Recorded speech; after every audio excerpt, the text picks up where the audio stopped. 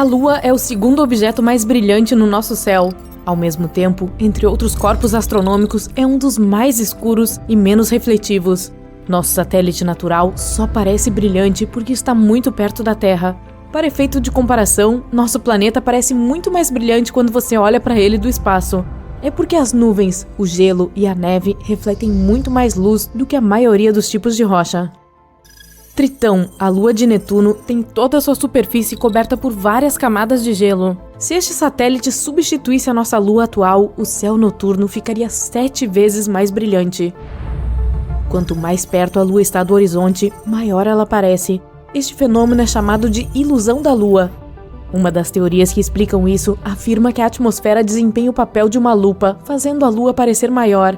Na realidade, se a atmosfera tivesse uma palavra a dizer, a Lua pareceria menor, não maior.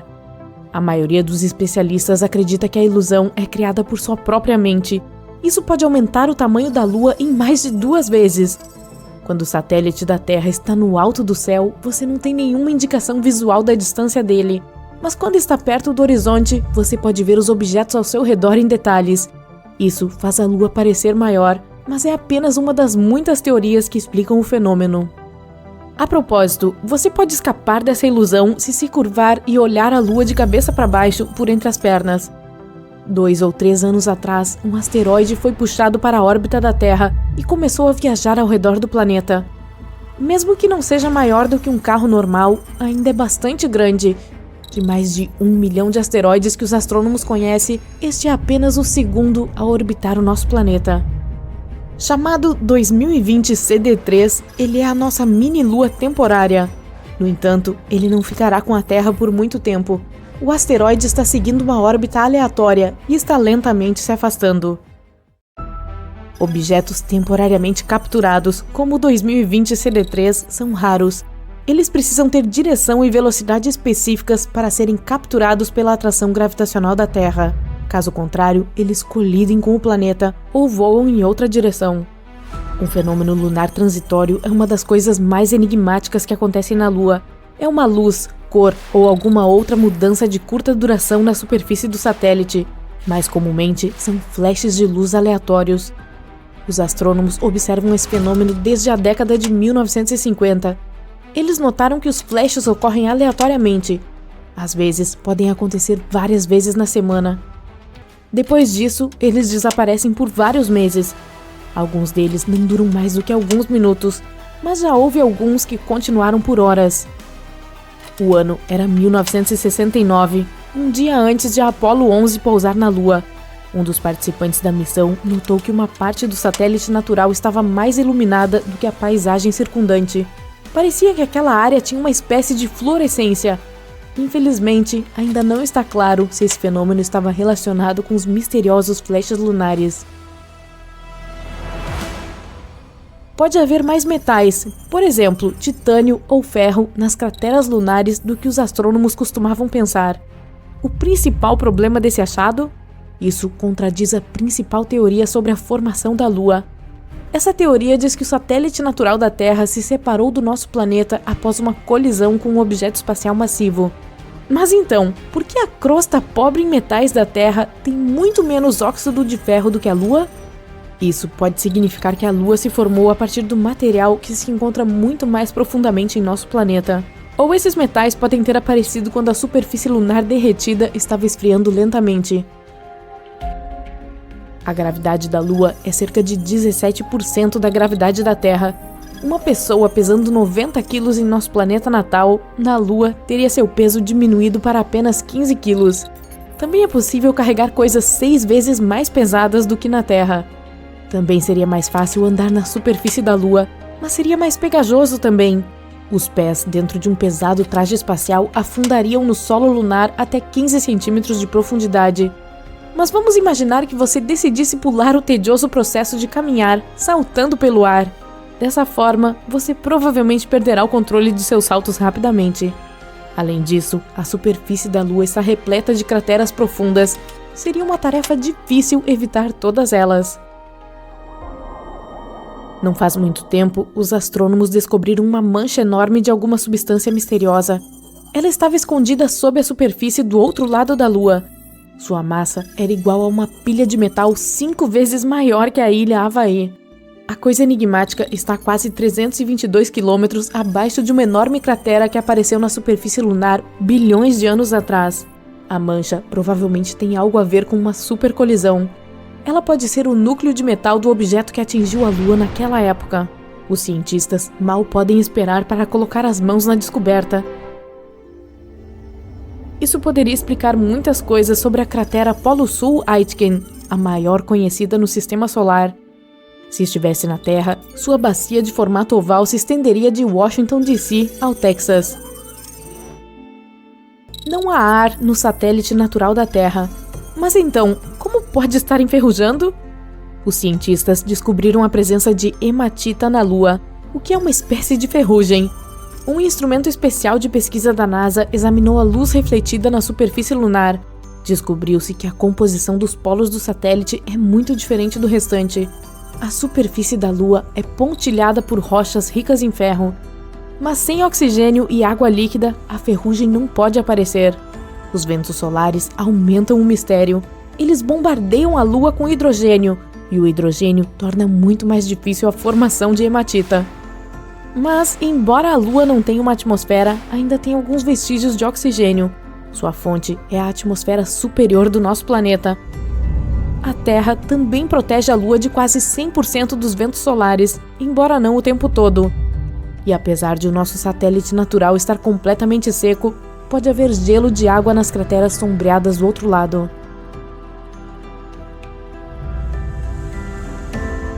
A Lua não é uma esfera perfeita, tem a forma de um ovo. Além disso, o centro de massa do satélite está a pouco mais de 1,5 km de seu centro geométrico. A Terra e a Lua estão gradualmente se afastando, tão lentamente quanto crescem as suas unhas. Este é o outro lado da força gravitacional do nosso satélite. A Lua cria marés nos oceanos da Terra. Os oceanos recuam na direção da Lua e a fazem acelerar. Isso, por sua vez, move o satélite para uma órbita mais alta.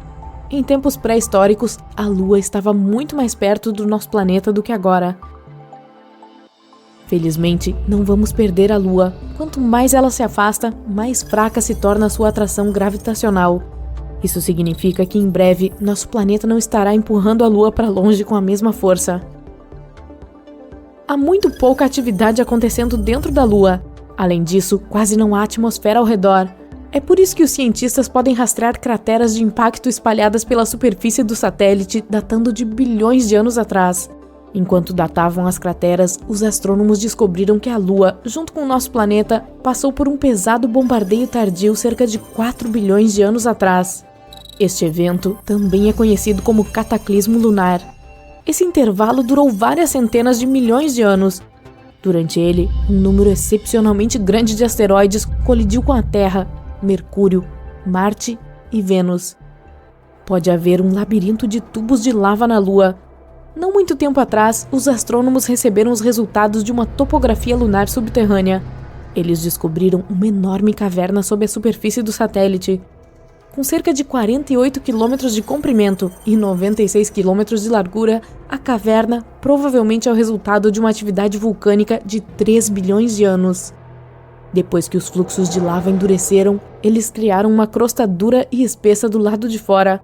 Mas por dentro, a lava continuou fluindo, derretendo a rocha e formando túneis e cavernas.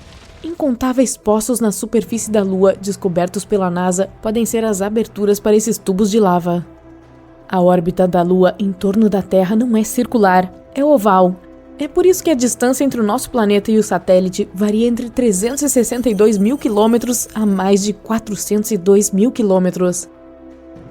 Há pouquíssima atividade sísmica acontecendo dentro da Lua. No entanto, os mini-terremotos lunares, causados pela atração gravitacional do nosso planeta, às vezes acontecem vários quilômetros abaixo da superfície. Depois disso, pequenas rachaduras e fraturas aparecem na superfície do satélite e gases escapam por elas. Nosso planeta passou por 5 extinções em massa. Uma delas foi tão grave que eliminou mais de 95% das formas de vida da Terra. Os cientistas acreditam que podem ter encontrado o culpado: os vulcões. Os cientistas coletaram algumas rochas antigas de uma dúzia de locais do mundo e encontraram níveis elevados de mercúrio, que foi liberado por vulcões há milhões de anos. Isso aponta para erupções vulcânicas como a provável causa do evento de extinção Permiano-Triássico. O mercúrio não veio apenas das rochas, e sim da atmosfera. Isso significa que, quando os vulcões entraram em erupção, liberaram esse gás venenoso no ar e produziram mais de 3 milhões de quilômetros cúbicos de cinzas, muito mais do que a infame erupção do Monte Santa Helena.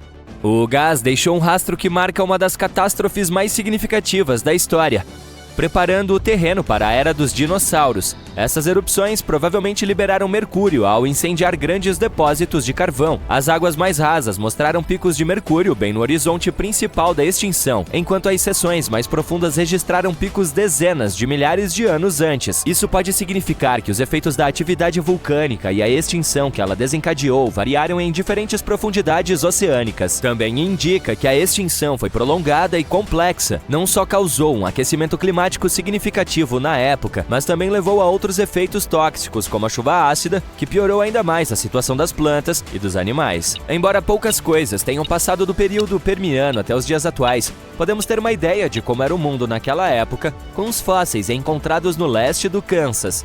Há 252 milhões de anos, a Terra era próspera. Os continentes estavam se unindo para formar o supercontinente Pangaea. O solo era, em sua maior parte, seco, e o planeta parecia um deserto árido e severo, com vastas extensões de terra com fontes mínimas de água. O clima variava de verões escaldantes a invernos gelados. Havia algumas plantas aqui e ali, principalmente coníferas, grandes samambaias e musgos primitivos em locais com mais água. Nosso mundo era dominado por criaturas semelhantes a dinossauros, como os pelicossauros ou os terapsídeos, geralmente chamados de répteis semelhantes a mamíferos.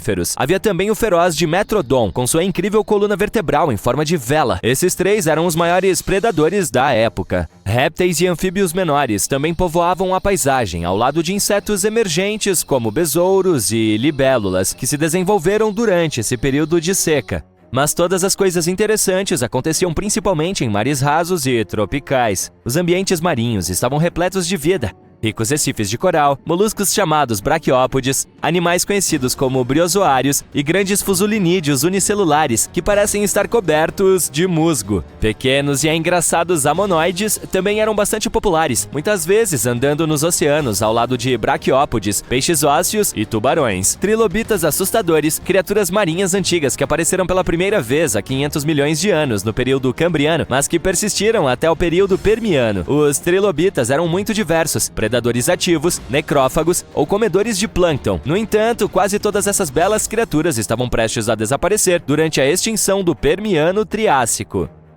Essa extinção foi realmente implacável. Mais de 2/3 das espécies de anfíbios e répteis desapareceram, e quase 1/3 de todas as espécies de insetos foi eliminado.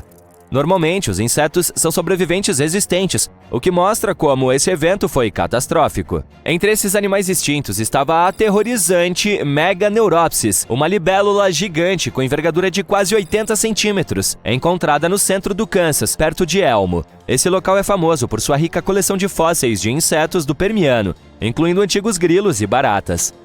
Por um tempo, foi um mistério o que exatamente aconteceu. As teorias variavam desde um ataque maciço de asteroides e poluentes naturais que sufocavam os oceanos de oxigênio, até nuvens de poeira de erupções vulcânicas colossais que bloqueavam o Sol e resfriavam o planeta. Havia evidências para cada um desses cenários, mas a recente descoberta aponta para a teoria do vulcão, afinal.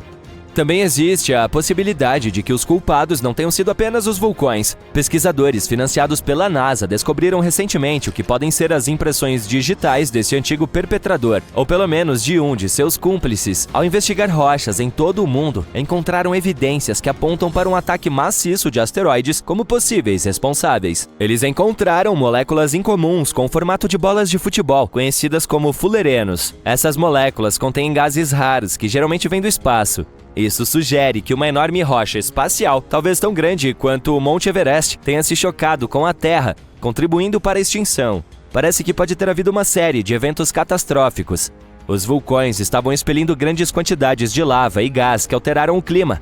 A Pangaea estava se formando e perturbando o clima e os padrões oceânicos, e um asteroide decidiu participar como uma cereja no topo do bolo. Para nossa sorte, a natureza é super persistente e sempre encontra seu caminho para renascer novamente. Isso só prova como a Terra é resiliente. O interessante é que essa não foi a única vez que algo assim ocorreu. A extinção do Devoniano tardio, há cerca de 360 milhões de anos, também está ligada à atividade vulcânica. As erupções e a proliferação de plantas terrestres poderiam ter alterado os nutrientes que fluíam para os oceanos. A extinção Triássica-Jurássica, há cerca de 200 milhões de anos, um pouco antes dos dinossauros, também pode ter sido resultado de uma combinação de vulcões e impacto de asteroides. E, finalmente, há cerca de 66 milhões de anos, ocorreu a última mudança drástica na Terra. Nosso planeta passou da era dos dinossauros para a dos mamíferos. Essa importante mudança é conhecida como a extinção KPG. Assim como a do Permiano, foi um evento repentino que deu início a novas formas de vida. E, mais uma vez, existem duas teorias principais sobre o que aconteceu. A mais popular nos diz que os dinossauros desapareceram por causa de um asteroide maciço. O meteorito Chicxulub se chocou contra o atual sul do México, criando a cratera Chicxulub. Ele tinha cerca de quase 10 quilômetros de largura e foi lançado em direção à Terra a velocidades incríveis. O impacto foi tão forte que vaporizou tudo que estava próximo e liberou mais energia do que qualquer outro evento em 1 bilhão de anos.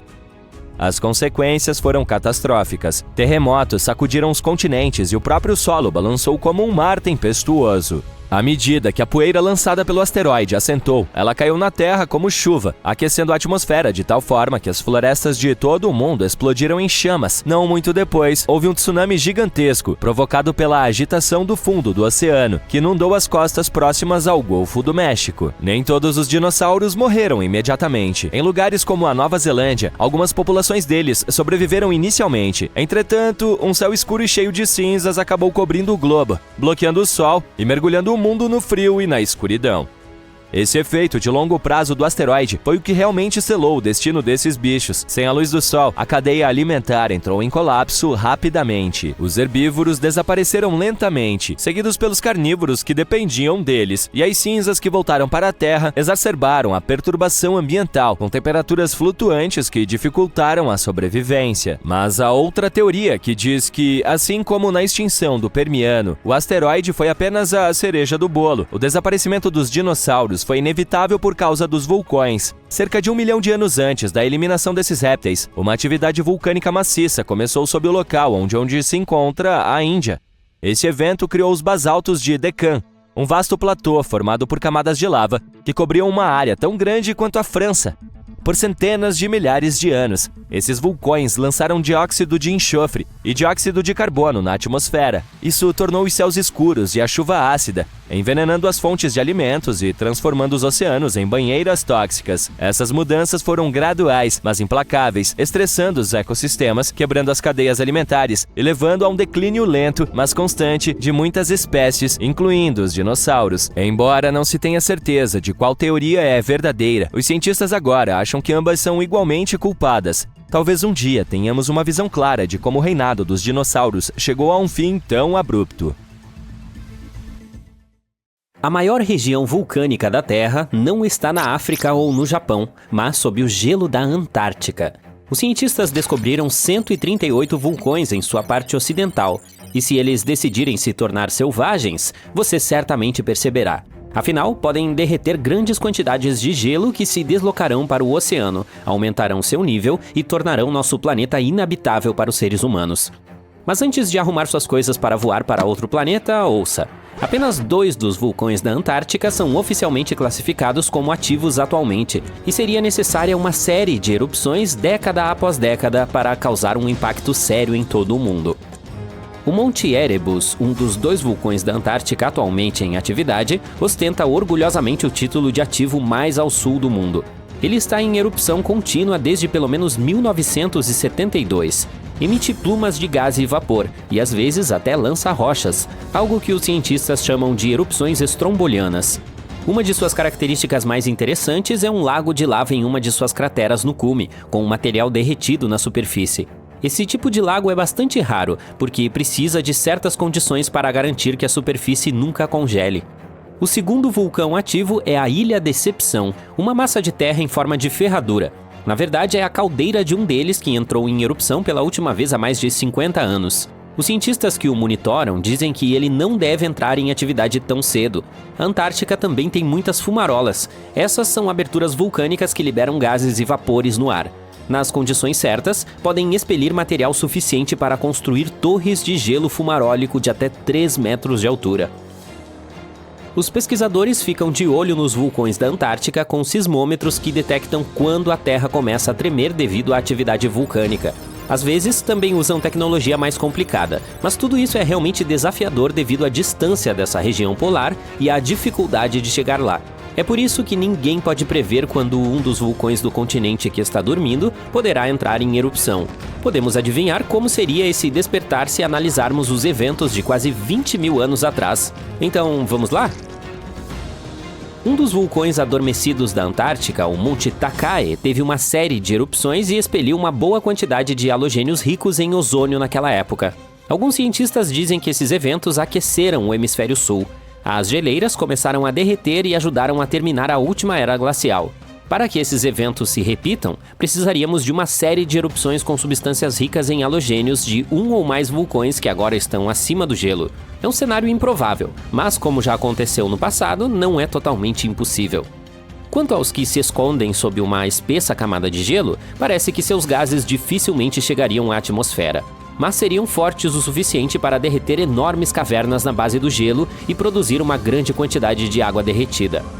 O manto de gelo da Antártica Ocidental é úmido e não está congelado em seu leito, portanto essa água derretida funcionaria como um lubrificante e colocaria o gelo sobreposto em movimento em breve. O volume de água que até mesmo um grande vulcão geraria dessa forma não é nada comparado à quantidade de gelo acima dele, portanto uma única erupção não faria diferença. Mas vários vulcões em atividade perto ou embaixo de qualquer um dos grandes fluxos de gelo da Antártica Ocidental fariam. Essas correntes são rios de gelo que levam a maior parte da água congelada da Antártica para o oceano.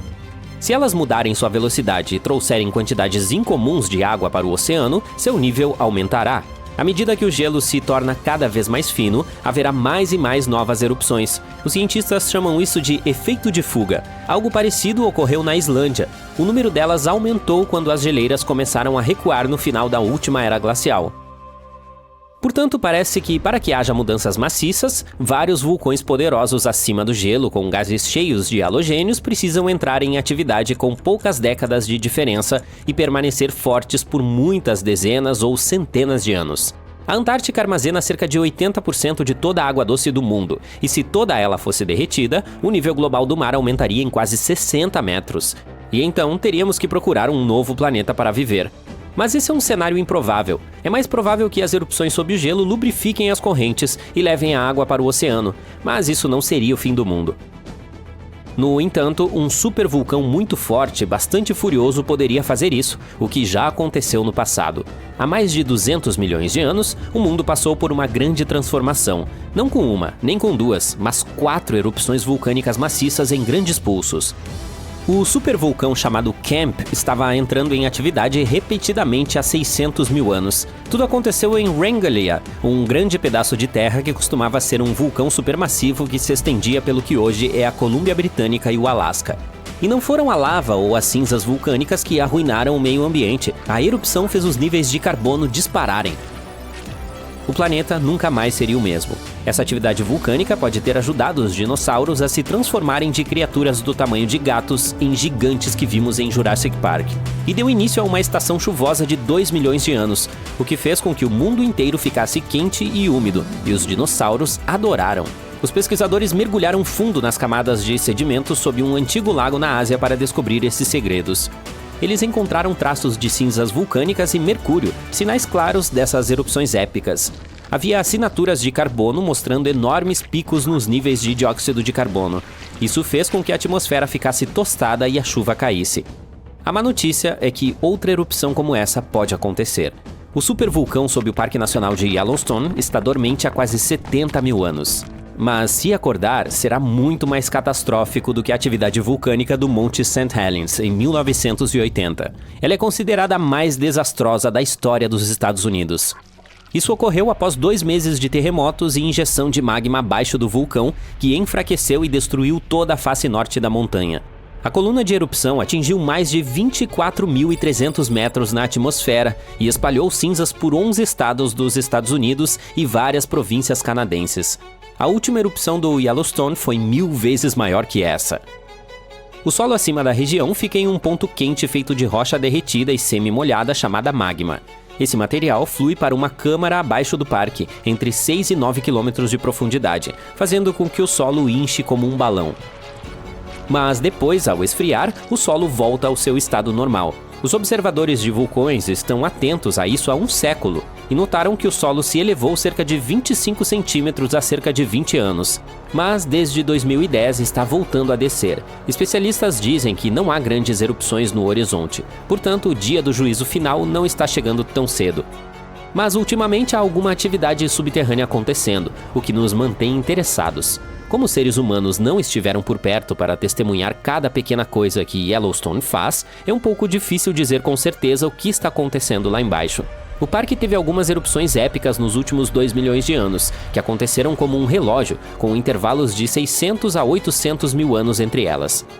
A última grande ocorreu há cerca de 640 mil anos e basicamente remodelou toda a paisagem, espalhando cinzas e detritos até a Louisiana. Ainda hoje é possível ver as consequências dela na caldeira de Yellowstone. Os especialistas dizem que uma erupção maciça como essa é um cenário improvável. É mais provável que vejamos as de vapor e água quente ou fluxos de lava. Quando e com que força despertará continua sendo um mistério para os cientistas. Antigamente, de 774 a 775, a Terra foi atingida por uma mega explosão de radiação. Essa explosão anormal de energia deixou a sua marca.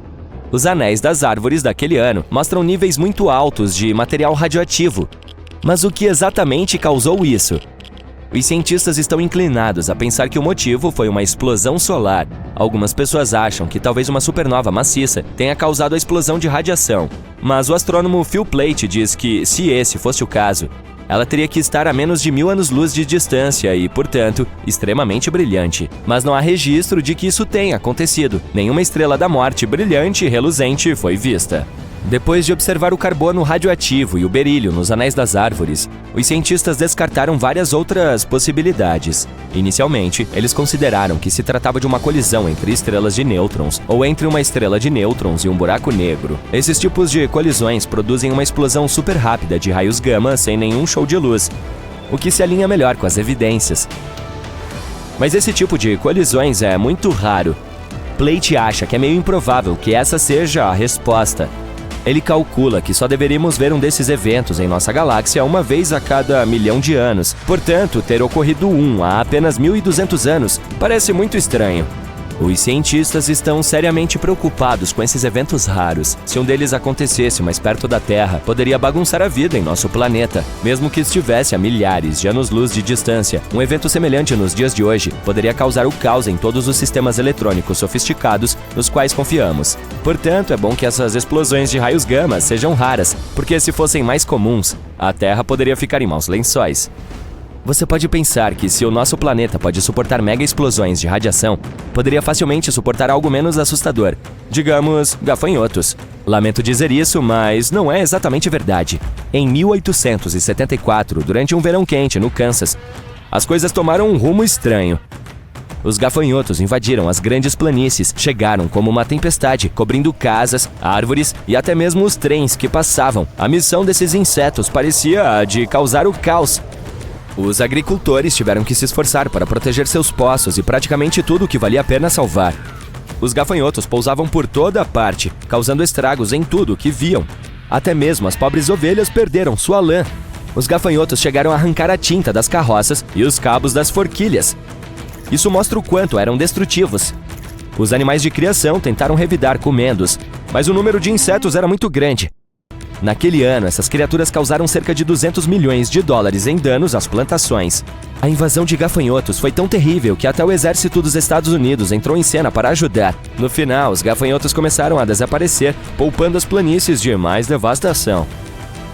Os desastres naturais podem ser ainda mais inesperados do que as explosões de radiação do espaço e as invasões de gafanhotos. Veja! Em junho de 2017, um pastor de renas no noroeste da Sibéria estava cuidando de seus afazeres quando, de repente, ouviu uma explosão muito forte e viu fumaça saindo do chão. Se isso acontecesse comigo, eu precisaria trocar minhas calças, desculpe. Mais tarde, eles encontraram um enorme buraco com cerca de 7 metros de largura e quase 20 metros de profundidade, cercado por pedaços de gelo e terra. Mais de 17 desses buracos negros foram encontrados na área. Eles estavam cheios de água turva e envoltos em mistério. Algumas pessoas acharam que eram buracos de pia, outras tinham certeza de que foram deixados por testes de dispositivos ultra-secretos ou até mesmo por vários meteoritos. Agora, a ideia mais recente é que esses buracos são, na verdade, crateras causadas pelo aquecimento do Ártico e pelo derretimento do solo congelado. A teoria afirma que, à medida que o solo derrete, bolsas de gás presas sob a superfície irrompem, criando esses buracos dramáticos. Aparentemente, essas crateras assustadoras têm aparecido em pontos específicos da Sibéria, onde antigas falhas geológicas estão vazando gás natural quente há muito tempo. Combine isso com um pouco de metano remanescente de antigos sedimentos de lagos e você terá uma receita para algumas surpresas explosivas à medida que o planeta se aquece. Ainda não está com medo? Tudo bem, talvez você tenha medo da escuridão, não é? Se for o caso, você não gostaria de estar em 536. Foi o ano em que o mundo passou por um período de 18 meses de escuridão. Uma névoa misteriosa cobriu a Europa, o Oriente Médio e partes da Ásia, bloqueando o Sol e causando o caos. Foi como a Idade das Trevas, mas de verdade. Acontece que o principal culpado por essa névoa foi uma erupção vulcânica na Islândia. Essa erupção espalhou cinzas por todo o hemisfério norte, causando a queda das temperaturas e o fracasso das colheitas. Muitas pessoas congelaram e morreram de fome. Foi terrível. Os historiadores da época até falavam sobre como era estranho. O sol parecia a lua, os verões eram muito frios e até nevou na China em pleno verão. Tudo isso aconteceu porque as cinzas vulcânicas bloquearam o sol. E para piorar ainda mais a situação, esse período de escuridão provocou o início da peste bubônica em 541. Isso é que é uma época difícil. Vamos voltar rapidamente à Sibéria. Em 1908, bem na região selvagem da Sibéria, um asteroide apareceu para uma visita inesperada. Hoje nós o conhecemos como asteroide Tunguska, mas o nome não foi dado instantaneamente. A população local só teve um vislumbre do espetáculo. Uma bola de fogo brilhante cruzando o céu, seguida de um enorme estrondo. Árvores voaram, houve incêndios, e os animais também não ficaram muito felizes com isso. Mas como a área era tão remota, poucas pessoas notaram o acontecido. Por quase 2 décadas, ninguém se preocupou em verificar o local de Tunguska. As pessoas tinham muito o que fazer naquela época. Mas, finalmente, os cientistas foram até lá e encontraram evidências das travessuras do asteroide. Mais tarde, em expedições, eles encontraram algumas micropartículas espaciais. Hoje em dia, a NASA tem um programa de defesa planetária. Eles até enviaram uma missão para testar a tecnologia de desvio de asteroides. Porque, quem sabe, quando a próxima rocha cósmica baterá à nossa porta, certo? Em meados do século XIX, houve mais uma tempestade solar épica chamada de Evento Carrington. Ela pode não parecer grande coisa para você, mas teve consequências bastante graves. No dia seguinte após essa tempestade solar, a Terra foi atingida por uma tempestade geomagnética insana que fez com que os telégrafos saíssem dos trilhos e causou auroras nos trópicos, onde elas normalmente nunca aparecem. Na verdade, toda essa loucura do clima espacial começou com coisas estranhas acontecendo na superfície do Sol, como as manchas solares. A partir dessas manchas, erupções solares e outras maluquices eletromagnéticas podem surgir e bagunçar nossa tecnologia. Tempestades solares enormes como essa podem sair do Sol a velocidades de até 2.896 km por segundo. Elas podem conter bilhões de toneladas de material solar com um pequeno e atrevido campo magnético que adora atrapalhar o campo magnético da Terra quando se encontram. Agora, preste atenção! Estamos nos aproximando do próximo máximo solar em 2025, portanto é um bom momento para verificar o histórico das piores tempestades solares, como o evento Carrington, e prestar atenção. Imagine se uma tempestade semelhante ocorresse hoje. Um apocalipse na internet. As empresas ficariam offline e estaríamos enfrentando sérios prejuízos. Felizmente, essas mega tempestades solares não acontecem com muita frequência, mas o clima espacial é difícil de prever. Portanto, quem sabe quando ocorrerá a próxima? A maior árvore do mundo é tão grande que até ganhou o nome de General Sherman. Ela fica no alto do Parque Nacional das Sequoias, na Califórnia, estendendo seus galhos por 84 metros em direção ao céu. Isso é quase tão alto quanto a Estátua da Liberdade. Quanto ao seu peso, se pudéssemos colocá-la em uma balança, precisaríamos de 400 elefantes para equilibrar as coisas.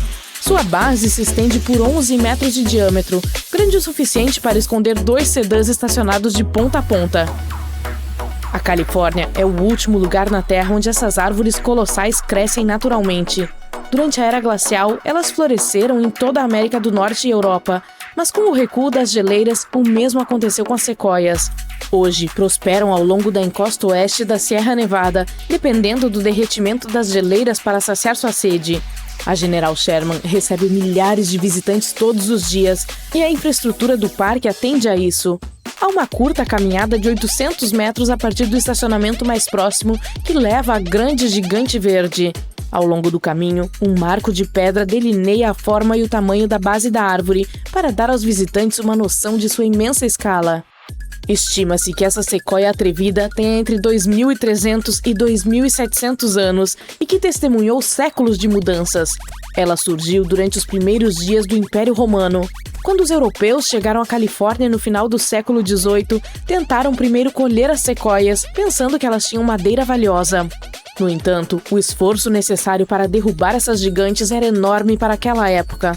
Logo descobriu-se também que esse tipo de madeira era um pouco mais frágil do que o esperado, então essas árvores foram deixadas de lado. Quanto ao nome, ela recebeu o do general William Tecumseh Sherman, um famoso servidor público americano do século XIX. Não muito longe da General Sherman está a segunda maior árvore do mundo, chamada General Grant.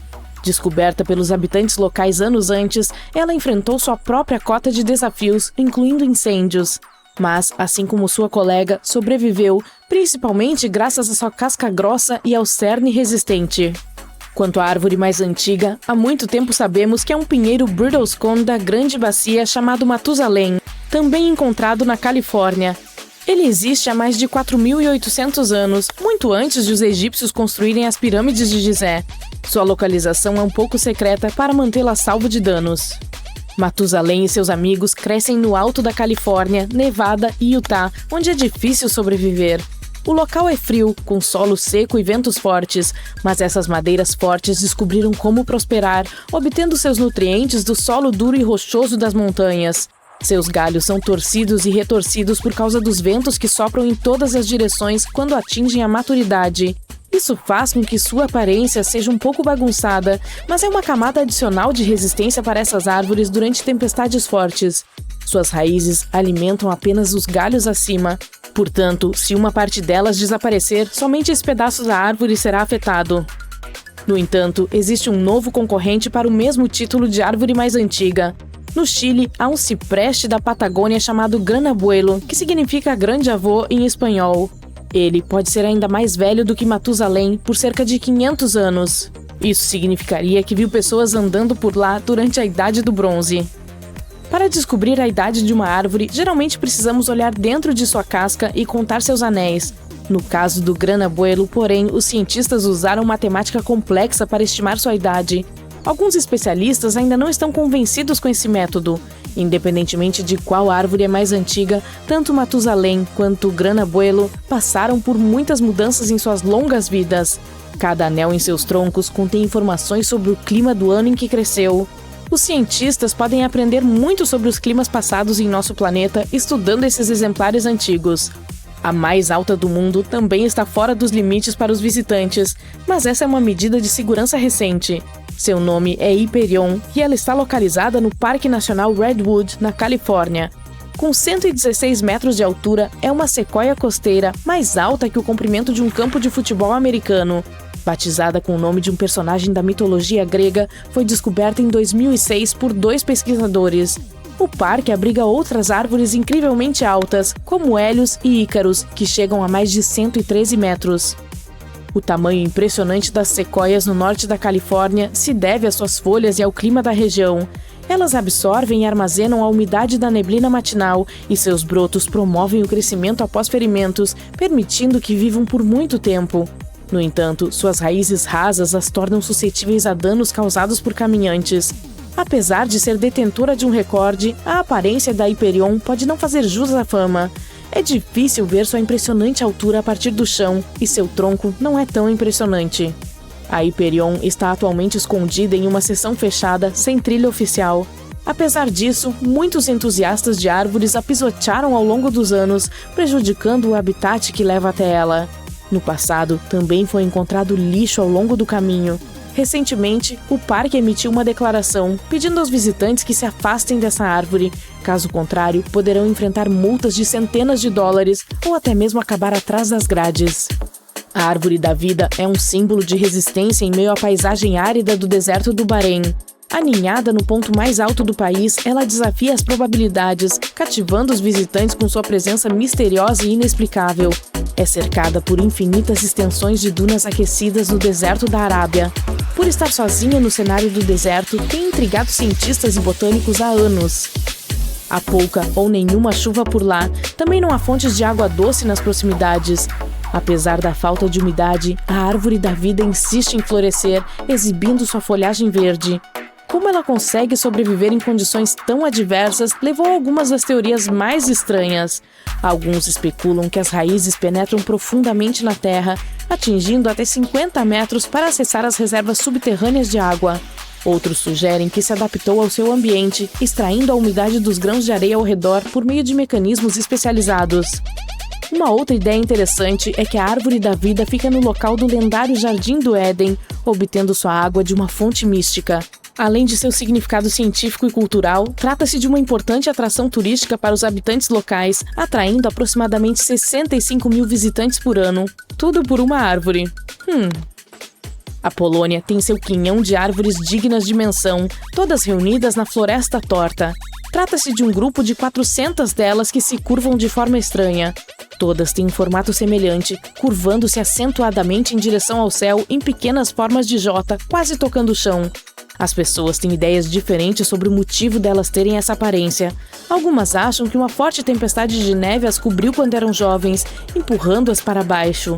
Outras acreditam que a gravidade da área pode ter afetado o crescimento delas. Uma teoria interessante é que as pessoas que as plantaram na década de 20 podem tê-las dobrado de propósito. Elas queriam usar as formas curvas para agilizar o processo de fabricação de móveis. Assim, quando as árvores tinham cerca de 10 anos, os humanos interferiram em seu crescimento, fazendo com que desenvolvessem esse formato estranho. Depois que o processo de manipulação foi interrompido, elas permaneceram nessa posição estranha por décadas. De qualquer forma, o que quer que tenha acontecido com uma árvore aconteceu com todas, que foram ajustadas da mesma forma. Portanto, a intervenção humana é a explicação mais provável. Embora todas as da Floresta Torta tenham a mesma aparência, com sua curvatura assustadora, elas ainda conseguem crescer altas e saudáveis, e se adaptaram às condições difíceis e, de alguma forma, conseguiram continuar crescendo. Se você é fã da Doutora Pimple Popper, provavelmente está enlouquecendo neste momento, com vontade de espremer todos os cravos em volta dessa boca. Mas, na verdade, essa é uma formação de colina que pode ser encontrada em Garb, no Sudão. Saber disso talvez a torne ainda mais assustadora, pois parece que a rachadura no meio está engolindo tudo ao redor. Esse cenário de buraco negro nos traz à mente nossa próxima parada, a Ilha Vostok. Esse local misterioso é um atol de coral de 59 acres, situado no sudoeste do Oceano Pacífico, cerca de 640 quilômetros a noroeste do Tahiti. Se você der uma olhada no Google Earth, parece que o local foi totalmente apagado, gerando todo tipo de teorias malucas. As pessoas continuam dizendo que esse lugar é uma base ultra secreta, ou até mesmo uma ilha fictícia saída diretamente do filme Lost. Mas o que vemos aqui é, na verdade, apenas uma floresta densa e verde escura composta de árvores Pisonia. Como ninguém vive lá e quase ninguém a visita, a ilha é praticamente intocada pelos humanos.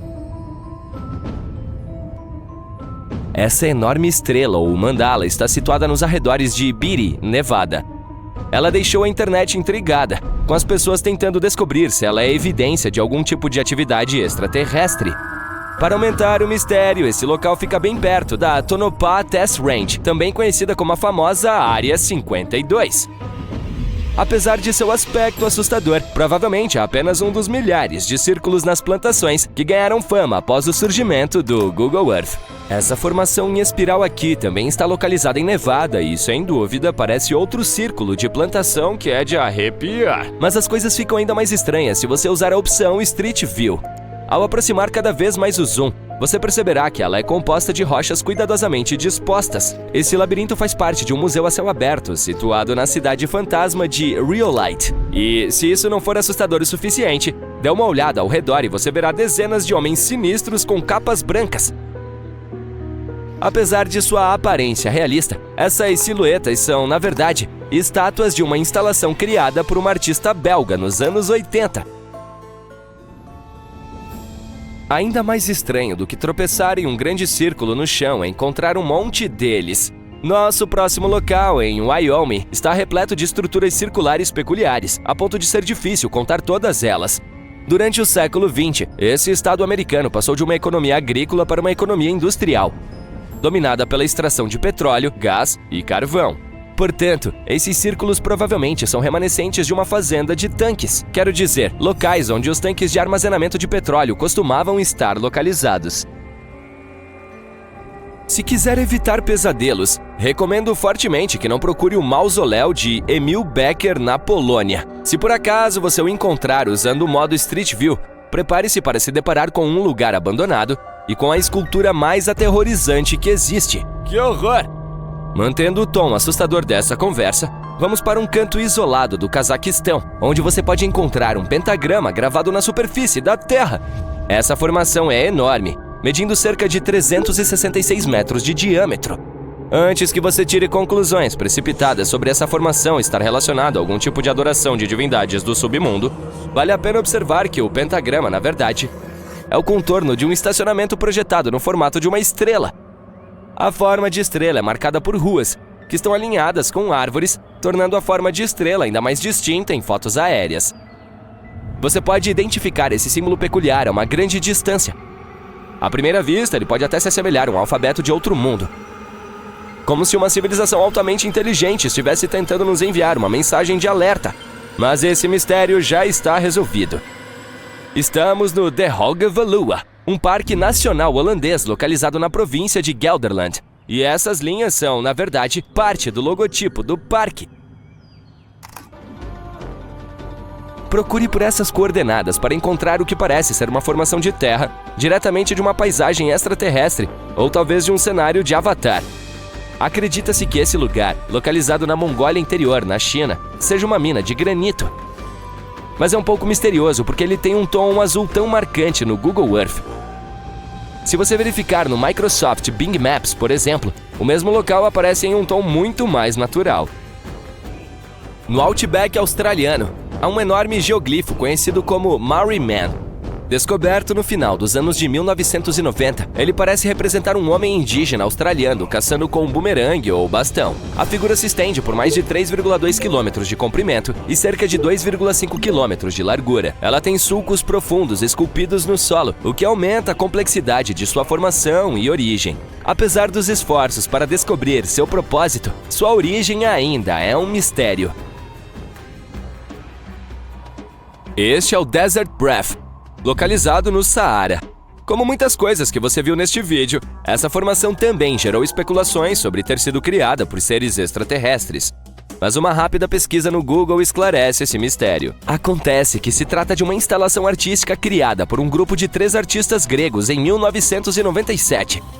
Eles fizeram de tudo, movimentando 26 mil metros quadrados de areia e até mesmo criando uma grande piscina no meio dela. O Egito ainda guarda muitos mistérios, e você mesmo pode explorá-los com o Google Earth. Foi assim que algumas pessoas se depararam com esse impressionante platô de formato triangular e imediatamente chegaram à conclusão de que haviam descoberto uma pirâmide escondida.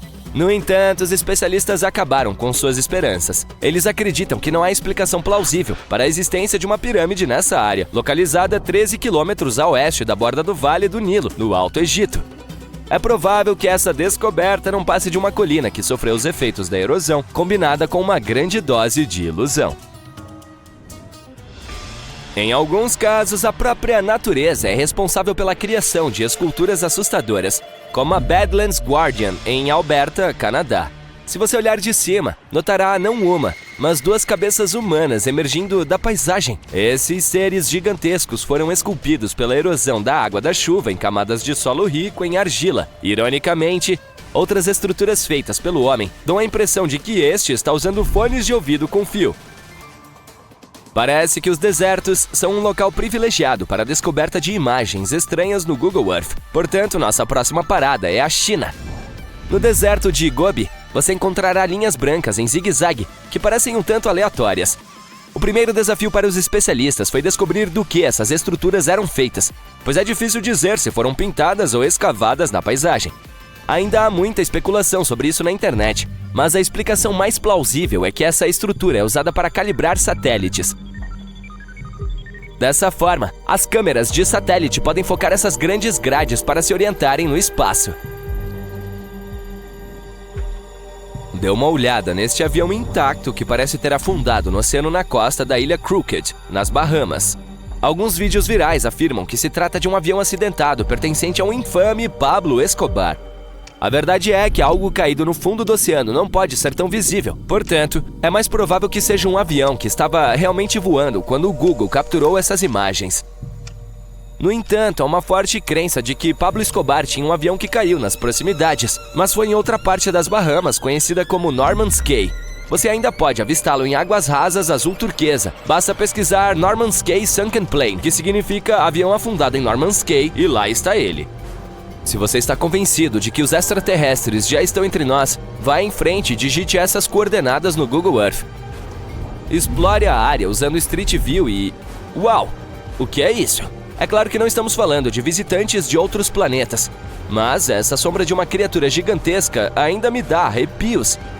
Na verdade, é apenas uma pessoa carregando uma daquelas câmeras de 360 graus do Street View, escondidas em uma mochila de tracker. Portanto, se você der uma boa olhada no Google Earth, talvez encontre mais desses seres de pescoço alongado andando pelo mundo.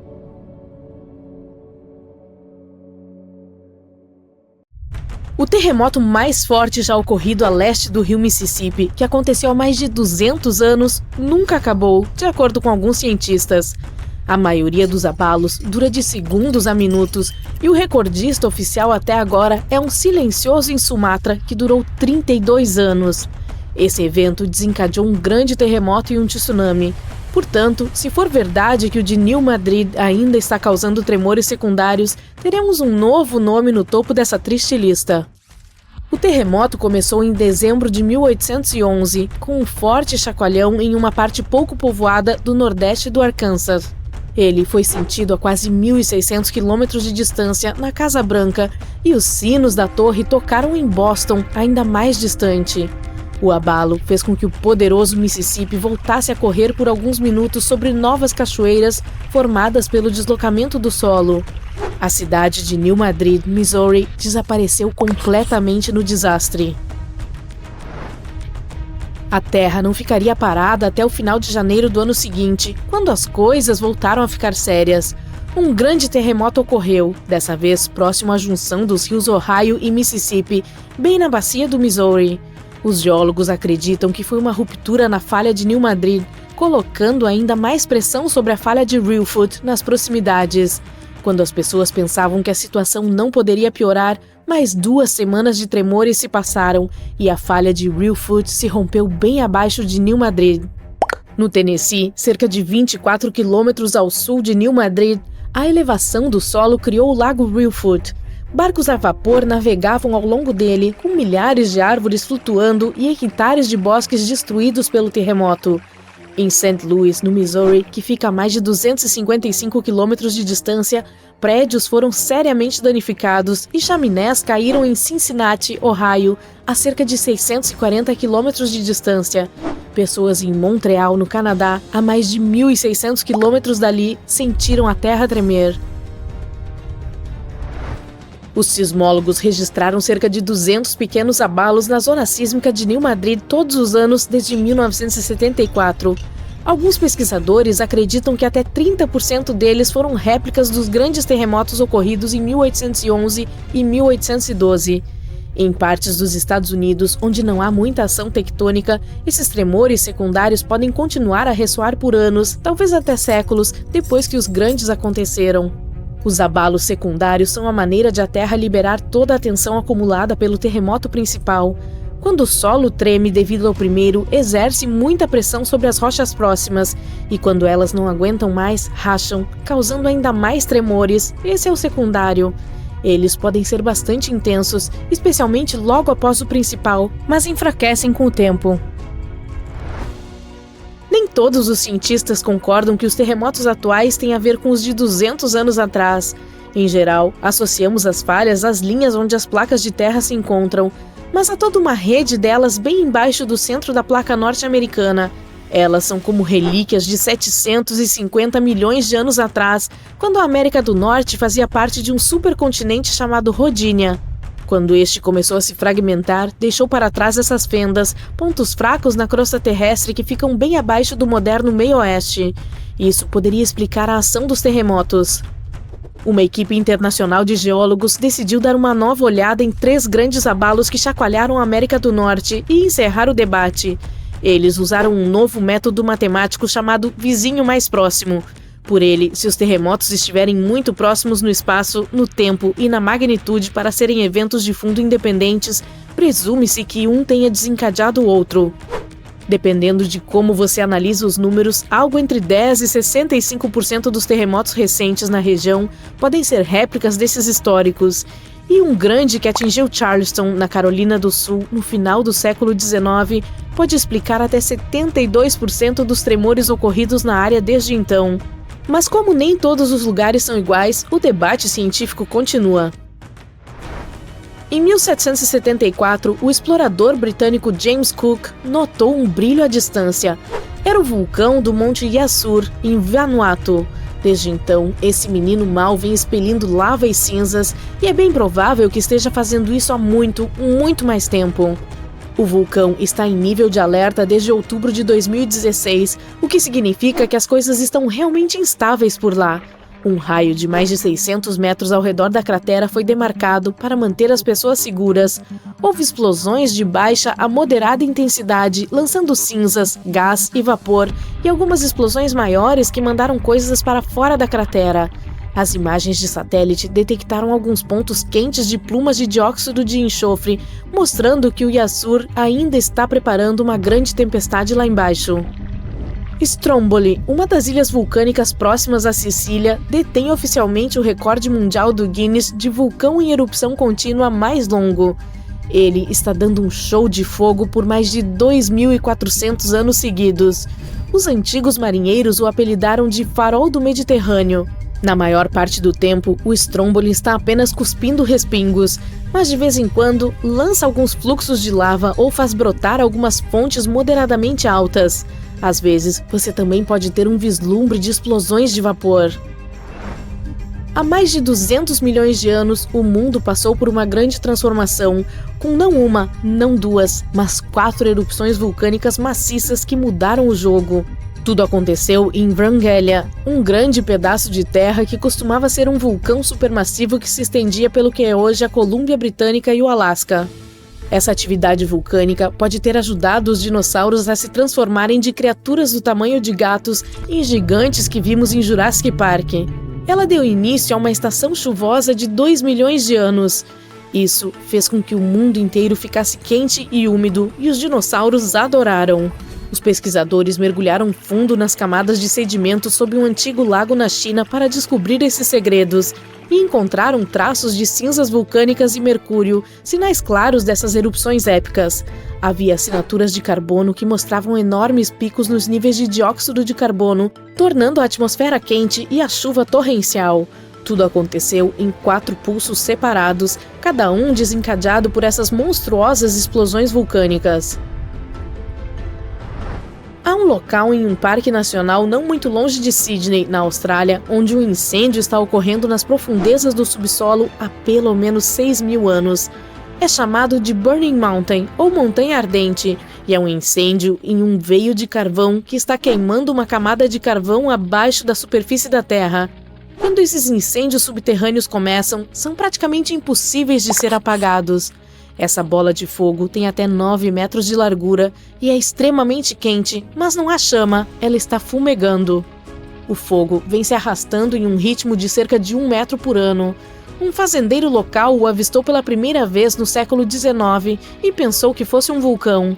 As pessoas que vivem ali há muito tempo acreditam que esse lugar é sagrado.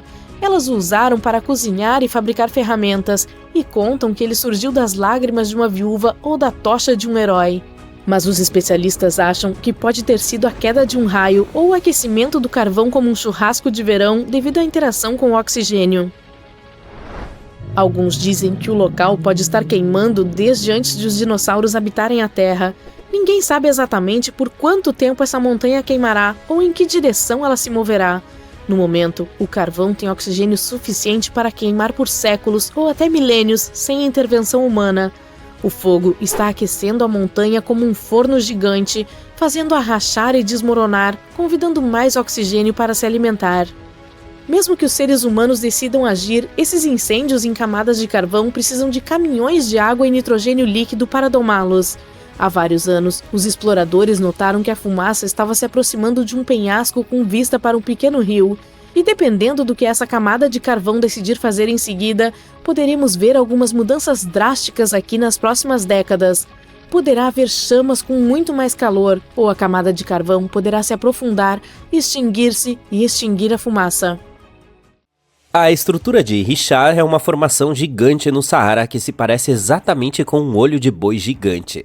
É tão grande que pode ser vista do espaço. Até mesmo a CIA se interessou por ela, e em 1965 planejou um sobrevoo em busca de anomalias geomagnéticas. As descobertas ainda são confidenciais. Talvez as teorias sejam verdadeiras e esse lugar seja realmente a cidade perdida de Atlântida. Ela supostamente afundou sob as ondas, mas descobertas recentes estão nos apontando para uma direção diferente. Trata-se de uma história antiga que remonta a tempos longínquos, e Platão foi o primeiro a mencioná-la. O lugar tinha muita vegetação e uma estrutura curiosa. 3 círculos concêntricos de terra ao redor de 2 círculos de água. 2 citações importantes do texto do autor grego sugerem que Atlântida pode não ter sido uma ilha típica no meio do oceano. Além disso, ela teve uma grande influência da África e da Europa, o que desafia a ideia de que estivesse no Atlântico. Acontece que o olho do Saara e Atlântida são parecidos. Quando os astronautas viram o olho do Saara de cima, inicialmente suspeitaram de uma cratera de impacto de meteorito, mas os anéis da estrutura correspondem ao layout descrito de Atlântida.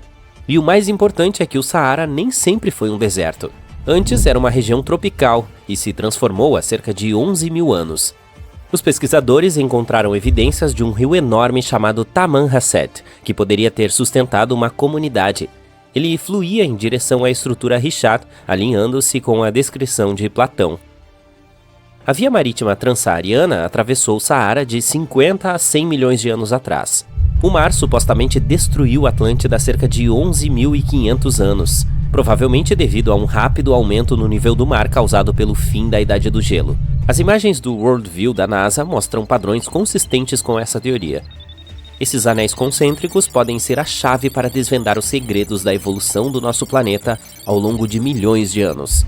Eles são moldados pela erosão em camadas de rocha resistentes, criando um padrão assustador de cumes e depressões.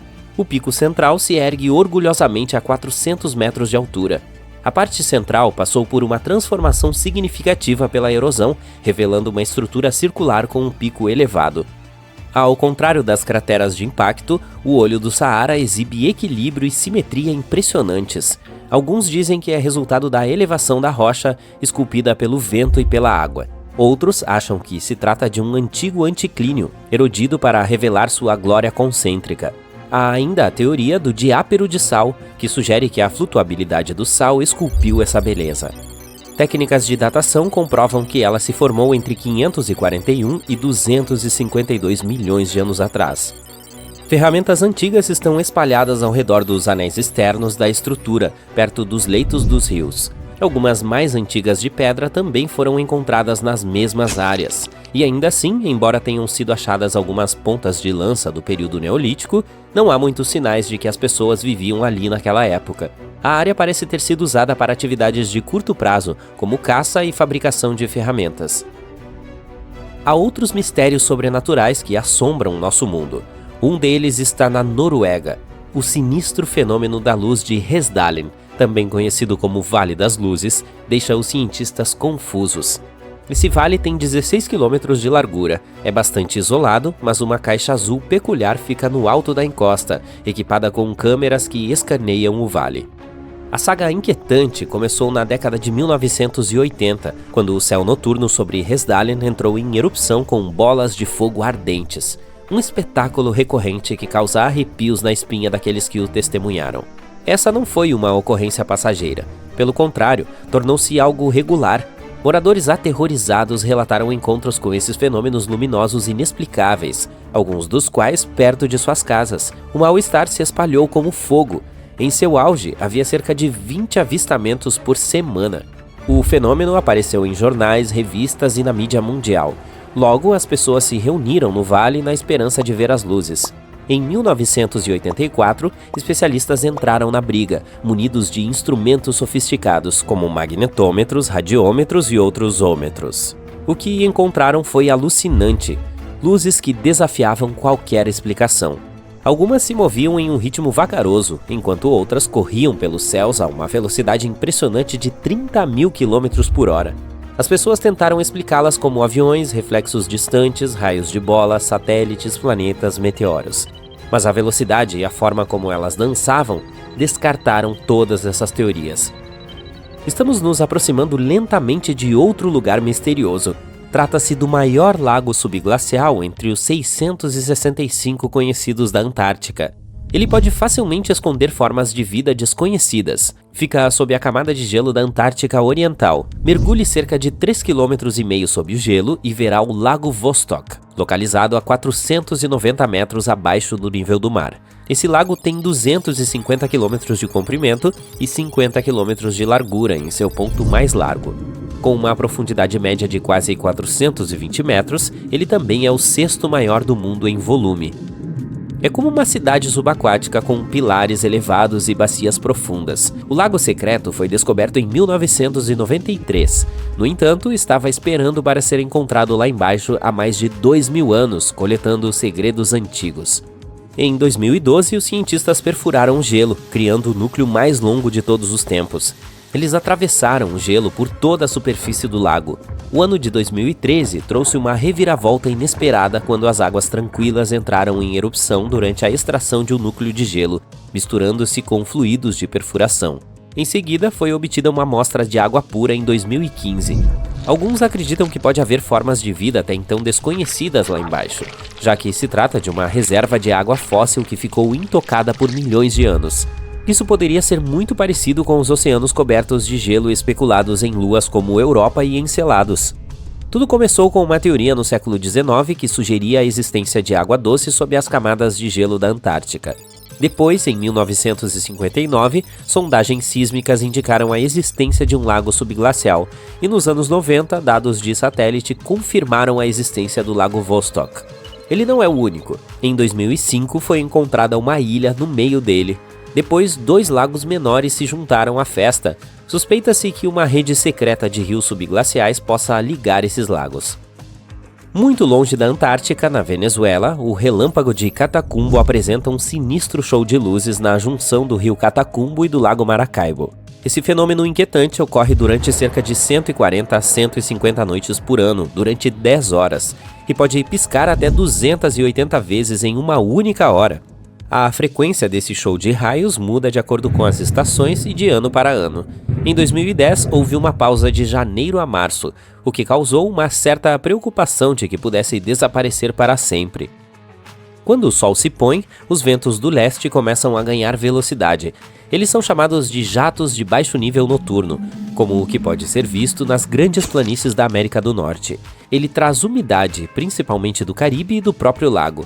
Esse ar úmido atinge os cumes das altas montanhas, causando a formação de tempestades sobre as montanhas. Graças à situação contínua do vento, mais tempestades aparecem no decorrer da noite. Esse padrão se repete, é por isso que a área tem a maior taxa anual de raios em todo o mundo. O próximo local que os cientistas não conseguem explicar fica na China. São as cavernas de Longbiu. Elas têm telhados altos e inclinados e pilares robustos. A área permaneceu oculta por séculos. Essas cavernas feitas pelo homem, construídas há cerca de 2.000 anos, decidiram se mostrar somente na década de 1990. Os fazendeiros locais drenaram alguns lagos e revelaram 5 cavernas enormes. Outras escavações expuseram mais de 19 menores. Elas variavam de 18 a 30 metros de largura e 8 a 15 metros de altura. Os arqueólogos encontraram relíquias históricas do reinado do imperador Xuan de Han, que remonta a mais de 2.000 anos atrás. Como essas cavernas sobreviveram por mais de 2 milênios sem desmoronar? Também não há registros antigos que expliquem a maneira como foram construídas. As paredes mostram marcas de cinzel, sugerindo uma ação de cinzelamento camada por camada, mas o processo exato ainda é uma incógnita.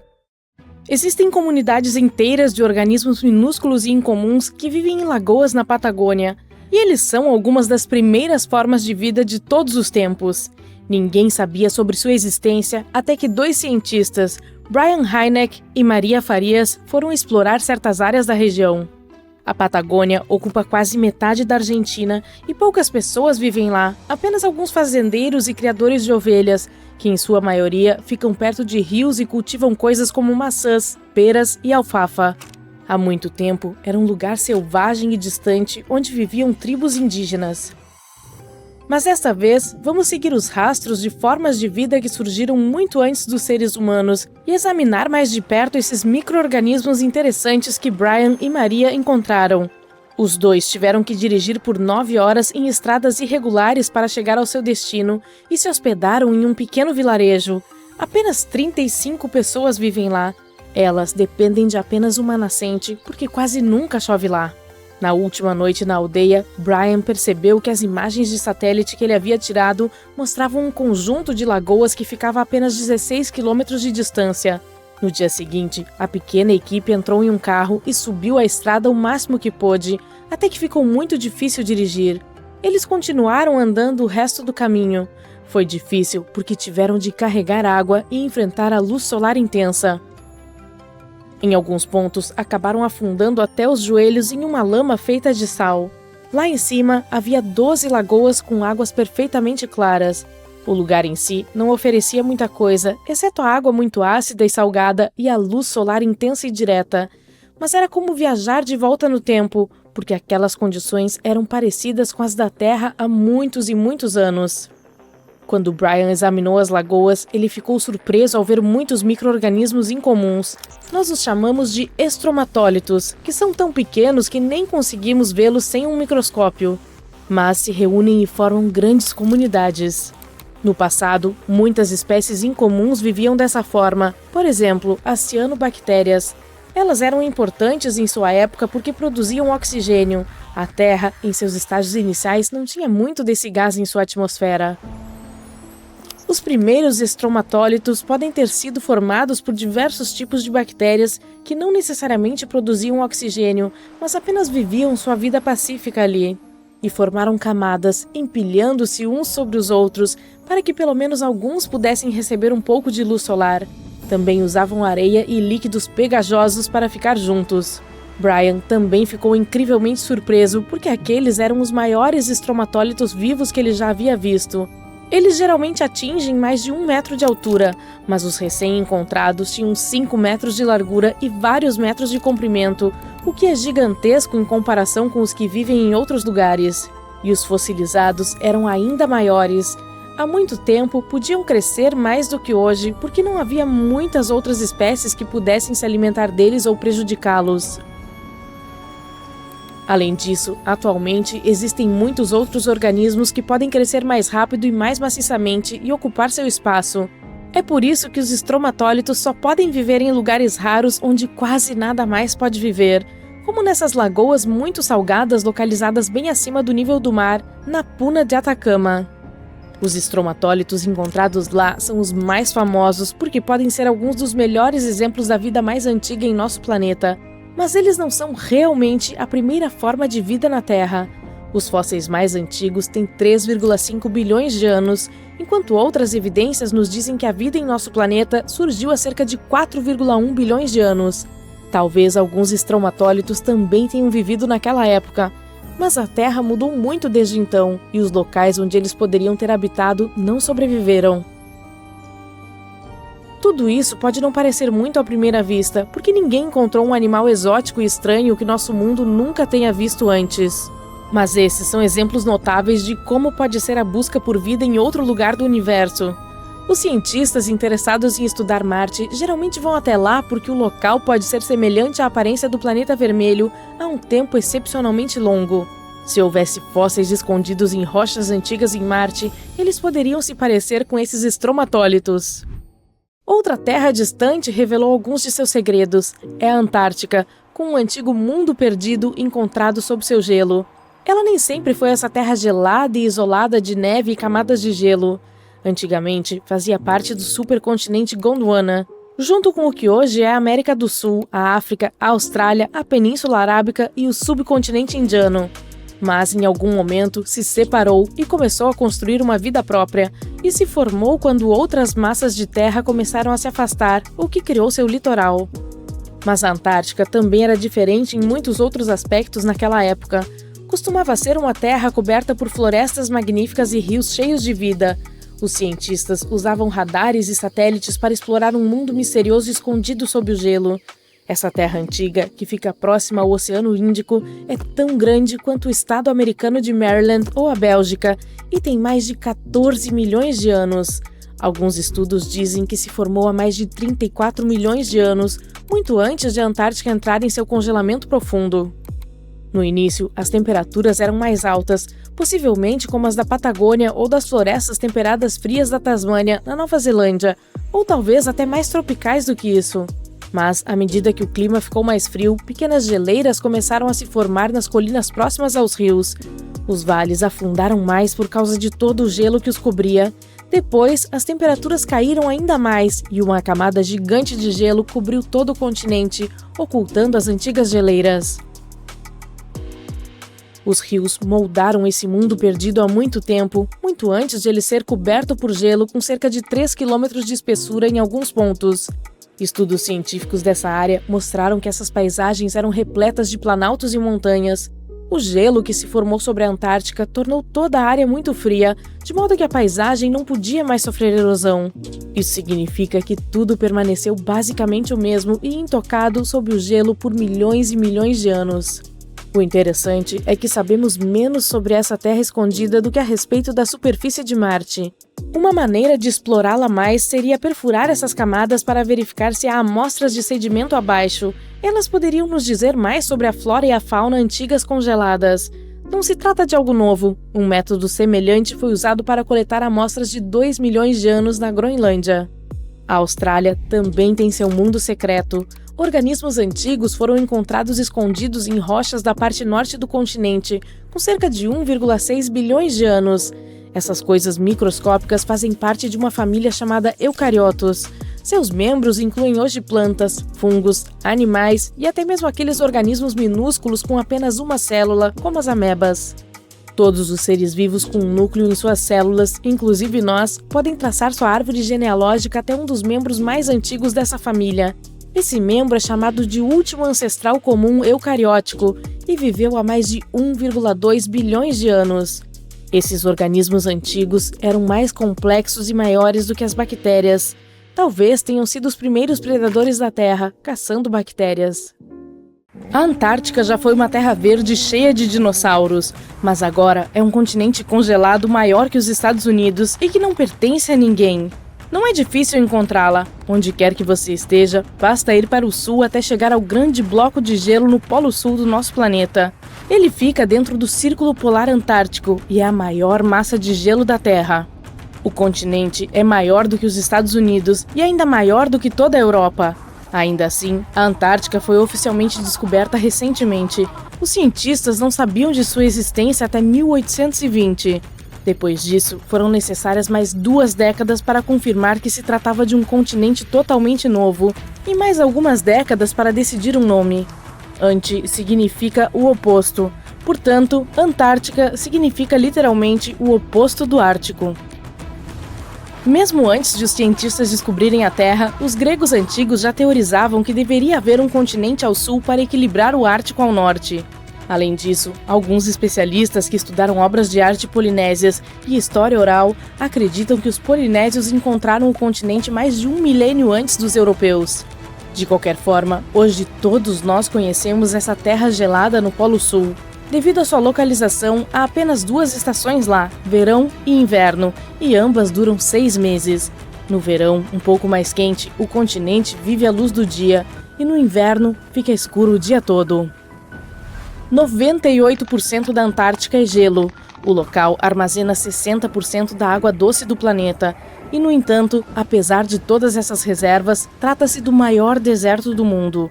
Por definição, um deserto é uma área com vegetação esparsa e pouca neve ou chuva. Observe que a abundância de areia não é uma condição necessária. Embora ali tenha um pouco dela e até dunas. Também há muito vento. É o continente mais ventoso da Terra. E a velocidade do vento pode chegar a 320 km por hora. Isso é mais rápido do que os ventos dos furacões. A pouca neve que a Terra recebe nunca derrete. Ela simplesmente se acumula ao longo do tempo, por séculos e milênios. Portanto, há uma camada de gelo espessa. Isso torna a Antártica repleta de segredos ocultos. Há um mundo totalmente novo sob o gelo. Por exemplo, há muitas montanhas, com cerca de 2.700 metros de altura. Isso é mais alto do que 3 Burj Khalifas empilhados um sobre o outro, e esse é atualmente o arranha-céu mais alto do mundo. Mas não vemos todas essas montanhas porque elas estão escondidas sob a camada de gelo de quase 5.000 metros de espessura. Há também um lago lá embaixo, sob mais de 3.350 metros de neve.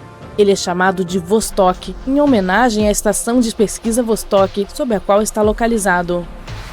Originalmente, era apenas uma hipótese. Há mais de um século, um cientista sugeriu que a enorme pressão criada por toneladas de gelo poderia diminuir o ponto de fusão dele nas camadas mais baixas, criando água líquida, o que poderia formar um lago. O estudioso não conseguiu provar suas ideias em vida, mas outros continuaram seu trabalho e confirmaram que essa teoria era verdadeira. Há também um cânion escondido sob enormes massas de neve. Ele é mais profundo do que o Grand Canyon. Há uma cadeia de montanhas que divide o continente em 2 partes, a Antártica Oriental e a Ocidental. A parte ocidental está experimentando temperaturas mais altas e começando a derreter. Se a Antártica Ocidental derreter e liberar sua água armazenada, o nível médio global do mar aumentará em cerca de 5 metros. Isso será suficiente para que algumas cidades em todo o mundo desapareçam completamente. Talvez a primeira a se transformar em um mundo de água seja a capital da Tailândia, Bangkok, que está apenas 1,5 metro acima do nível do mar. Depois será Amsterdã, na Holanda, seguida por Ho Chi Minh, no Vietnã, Cardiff, no Reino Unido e Nova Orleans, nos Estados Unidos. Atualmente, as pessoas trabalham muito na Antártica, residindo lá por muitos meses a cada vez, para estudar esse mistério de continente. Ao longo dos anos, até mesmo algumas crianças nasceram ali.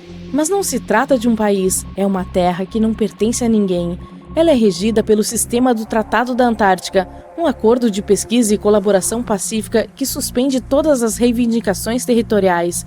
Ele foi assinado inicialmente por 12 nações e atualmente conta com 59 apoiadores, metade dos quais tem poder de decisão. O continente é ocupado durante todo o ano por pesquisadores de todo o mundo. Há cerca de 5.000 pessoas vivendo lá no verão e aproximadamente 1.000 no inverno. No entanto, ninguém é um residente permanente. As pessoas vêm e vão, e os cientistas se revezam para passar o tempo lá. A temperatura média anual é de menos 34 graus Celsius, mas houve uma época em que a Antártica era tão quente quanto Melbourne, na Austrália, é hoje.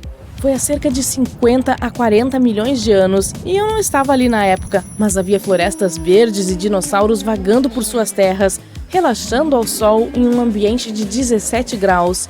Isso foi antes dos pinguins. Em nossa época, o frio é tão intenso que não há árvores ou arbustos por lá, apenas neve. As únicas plantas que conseguem se desenvolver em temperaturas tão extremas são líquens, musgos e algas. As pessoas também não suportam essas condições congelantes por longos períodos de tempo, por isso o continente nunca teve uma população nativa. Bem, isso se não contarmos os pinguins, as focas, as baleias e alguns outros tipos de pássaros que vivem lá atualmente. A fauna da Antártica é a mais escassa e menos diversificada do planeta, porque apenas alguns organismos conseguem suportar suas condições adversas e porque não é permitido levar animais não nativos para lá. Portanto, se você decidir viajar para a Antártica com seu gato, bem, não pode. Ei, eu não faço as regras. Mas as poucas espécies que vivem no Polo Sul são totalmente donas do lugar. São cerca de 20 milhões de pinguins contra 5.000 pessoas. No entanto, eles são uma espécie de colonizadores. Os primeiros ancestrais dos pinguins viveram na Austrália e na Nova Zelândia. Ainda existem algumas espécies lá, incluindo o menor pinguim da Terra, com apenas 30 centímetros de altura. Ainda assim, a maioria migrou para a Antártica em algum momento, possivelmente porque foram atraídos pela maior oferta de alimentos. Não foi o frio que os fez gostar da Terra, afinal, a maioria deixa o continente quando o verão termina.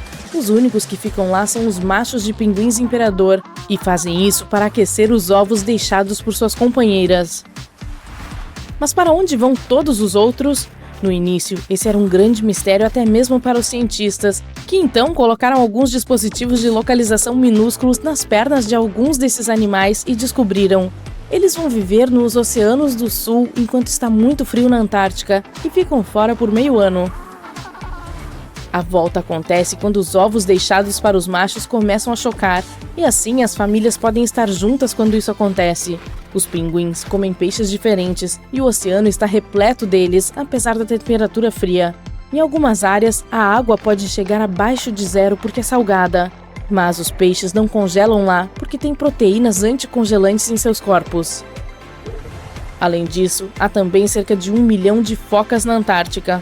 Elas também gostam de peixes e podem prender a respiração embaixo d'água por 2 horas. Enxergam muito melhor submersas do que sob a luz forte do dia e ainda usam seus bigodes para localizar alimentos. Seus orifícios de respiração no gelo podem congelar enquanto elas estão fora, então precisam usar os dentes para fazer um novo orifício. As focas podem até dormir embaixo d'água e ressurgir ocasionalmente para tomar ar sem acordar. Eu posso apreciar isso. Imagine uma partícula minúscula como um próton voando em direção à sua mão a 99,9% da velocidade da luz. Você sentiria alguma coisa quando ela o atingisse?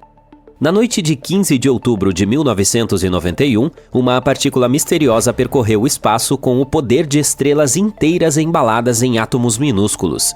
Sua energia era 40 milhões de vezes maior do que a dos prótons mais poderosos já produzidos em nossos aceleradores de partículas mais avançados, como o Grande Colisor de Hadrons. Além disso, era incrivelmente rápida. Seu rastro luminoso chegou a ultrapassar o limite de velocidade das partículas. De acordo com alguns cientistas, qualquer partícula que andasse tão rápido deveria eventualmente desacelerar. Mas essa não seguiu as regras e continuou indo apenas um pouquinho mais lenta do que a velocidade da luz. O cientista John Lindsay ficou tão chocado que exclamou "Oh meu Deus!" quando viu esses dados pela primeira vez. Então, foi assim que deram a essa partícula o nome de "Oh meu Deus!". Agora, imagine uma partícula normal como um fóton viajando pelo espaço ao lado desse piloto maluco. Bem, a "Oh meu Deus" tem uma energia com quintilhões de vezes maior do que a dos fótons. Do nosso ponto de vista na Terra, o fóton levaria mais de 215 mil anos para ganhar até mesmo a menor vantagem. Se considerarmos sua energia, ele seria como uma bola de beisebol lançada a quase 97 km por hora, que machucaria se atingisse sua mão. Mas surpreendentemente, se a partícula "Oh meu Deus" fosse em sua direção, você não sentiria nada. Ela simplesmente passaria por sua mão e poderia espalhar algumas outras partículas ao redor, mas de modo geral o impacto seria imperceptível. E tudo isso se deve à forma como os raios cósmicos funcionam. Quando você está no espaço, há toneladas de partículas invisíveis que passam ao seu redor em velocidades incrivelmente altas. Elas são como pequenas bolas de energia supercarregadas. São velozes e chamadas de raios cósmicos. Normalmente encontramos o resultado de sua dança atmosférica no nível do mar. A maioria dos raios cósmicos consiste em prótons solitários, com apenas uma pitada de partículas mais pesadas. Quanto maior a energia, mais raro é o raio. Eles vêm de vários lugares do universo. São de 2 tipos: cósmicos galácticos de fora do nosso sistema solar e partículas energéticas solares emitidas pelo Sol. A maior parte do tempo estamos protegidos contra eles graças à bolha magnética da Terra, a magnetosfera.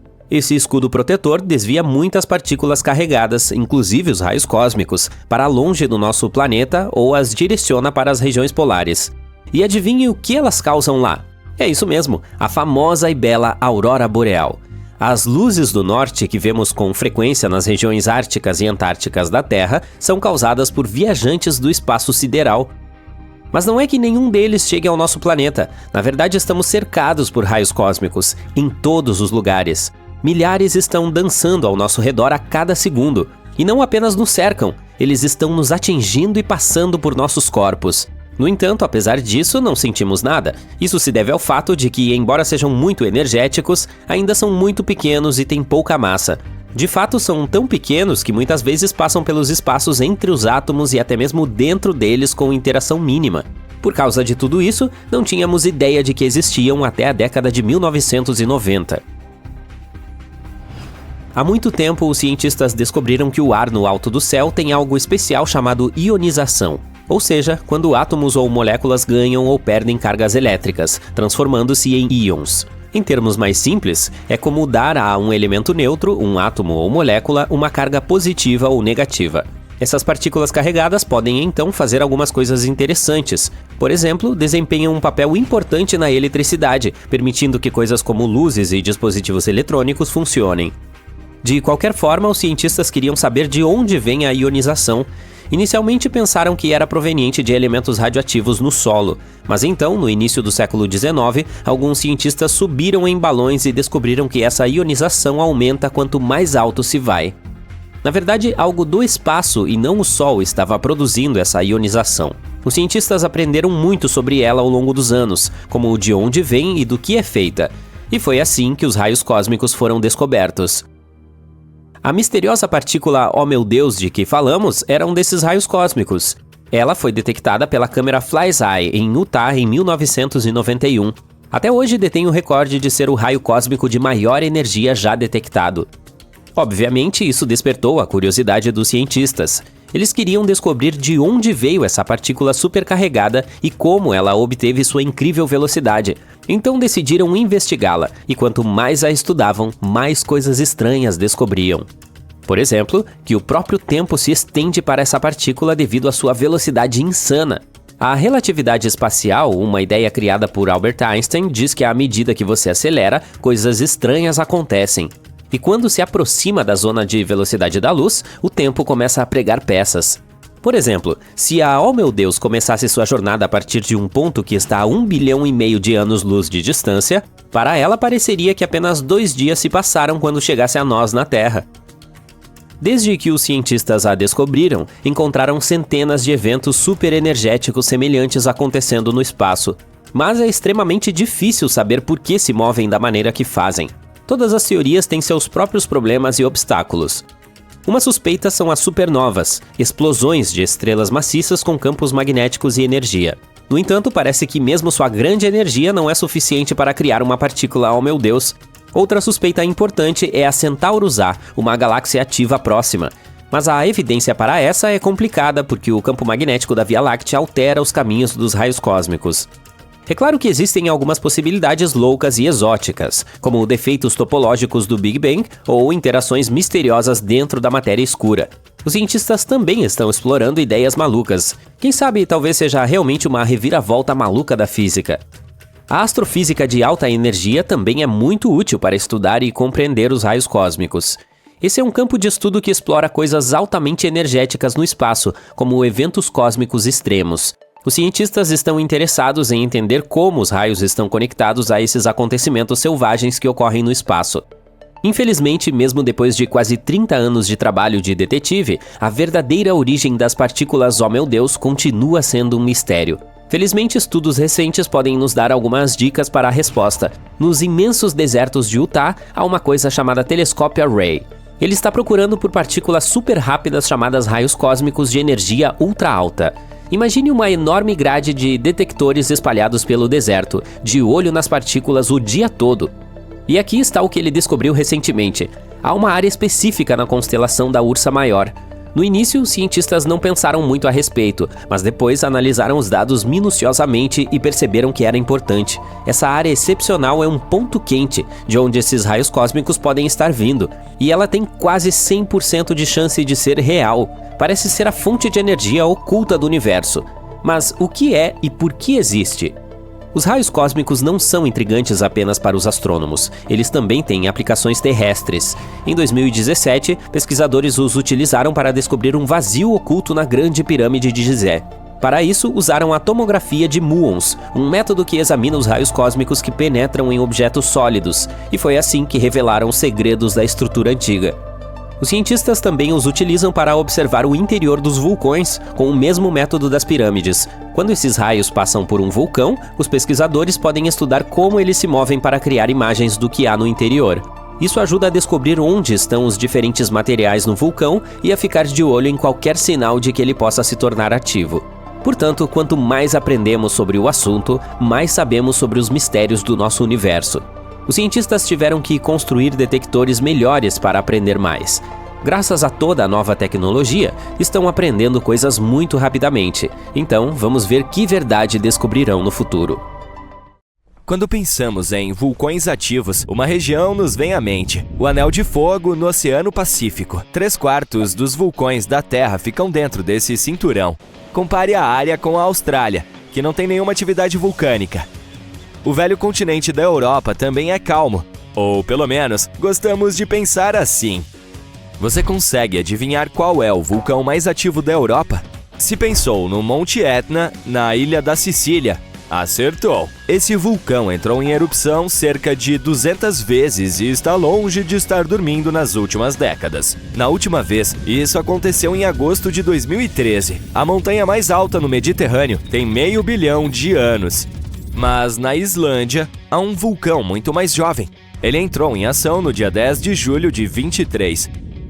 À tarde, 3 fissuras apareceram no solo em uma península no sudoeste da ilha. Isso foi na base de um pequeno pico de montanha. Seu nome significa pequeno carneiro no idioma local. O vulcão expeliu lava derretida para o alto. Também havia plumas de gás na área. Mas a comunidade científica não ficou surpresa com o evento. Eles já sabiam muito sobre a área vulcânica que se estende entre as cidades de Reykjavik e Keflavik. Seu nome é difícil de pronunciar. Ele já tinha entrado em erupção durante os 2 verões anteriores. Essa atividade ocorreu após 8 séculos de dormência. Nos dias que antecederam a última erupção, os sismólogos, os cientistas que estudam terremotos, registraram mais de 12 mil tremores. Quando o solo foi aberto em julho de 2023, as fissuras tinham mais de 1,5 km de comprimento. Na manhã seguinte, 2 delas se fecharam. Toda a lava estava agora saindo da última fissura. Ela se transformou em um cone alongado, a forma mais simples de um vulcão que todos nós conhecemos. A lava logo encheu uma grande cratera. Ela cresceu quase 30 metros de altura na primeira semana e ainda está crescendo. Na noite em que a erupção começou, a lava se espalhou em todas as direções. Suas cinzas incendiaram o musgo seco nas proximidades. As autoridades locais fecharam a área ao redor. Havia gases tóxicos dos vulcões e fumaça do musgo em chamas. Os bombeiros se aglomeraram na área. Depois de uma semana, eles declararam a área segura. Os visitantes logo chegaram para testemunhar o nascimento do vulcão mais jovem da Europa. Essa forma de turismo é bastante desenvolvida na Islândia. Pessoas de todo o mundo vêm para observar os vulcões ativos. A Terra do Fogo e do Gelo é o lar de mais de 130 vulcões.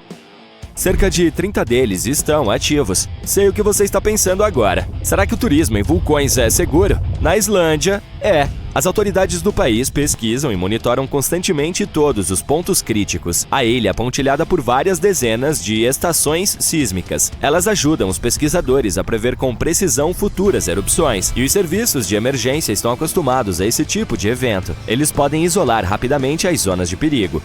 Isso é o que aconteceu em 2010. O vulcão no sul da Islândia, cujo nome todos se esforçavam para pronunciar, entrou em erupção. Ele expeliu uma nuvem de vapor e cinzas com 11 quilômetros de altura.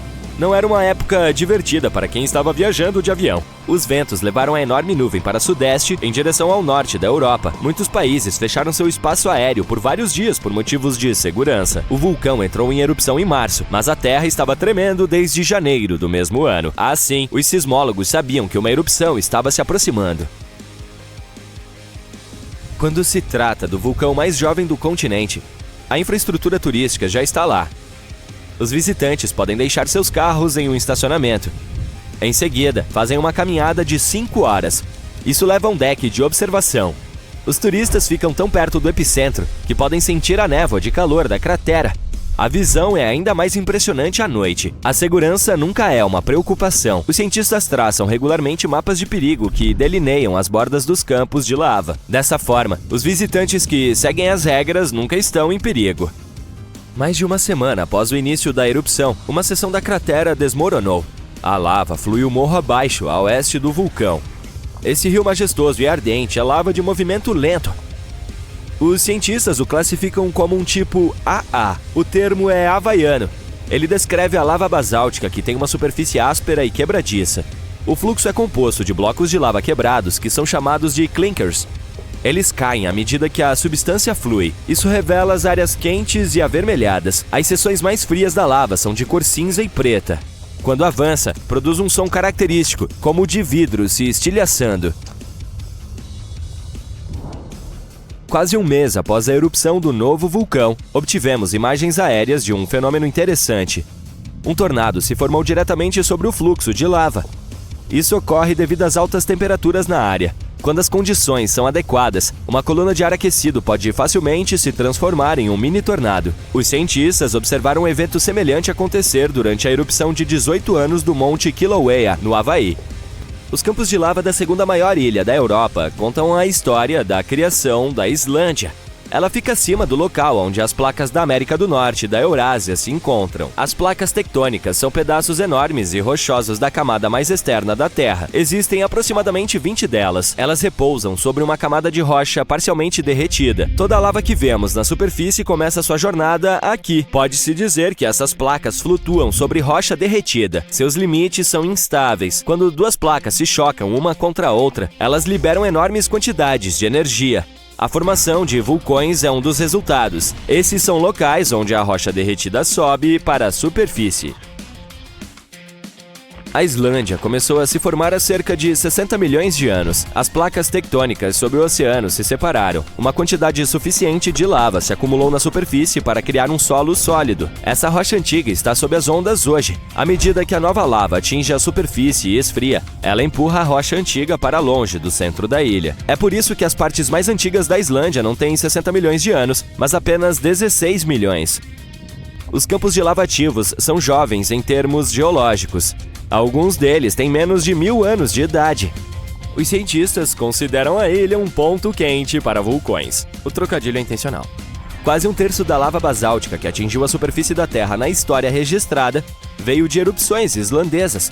Enxames de fissuras, como os que aconteceram à erupção de 22/3, cobrem 30% do país nórdico.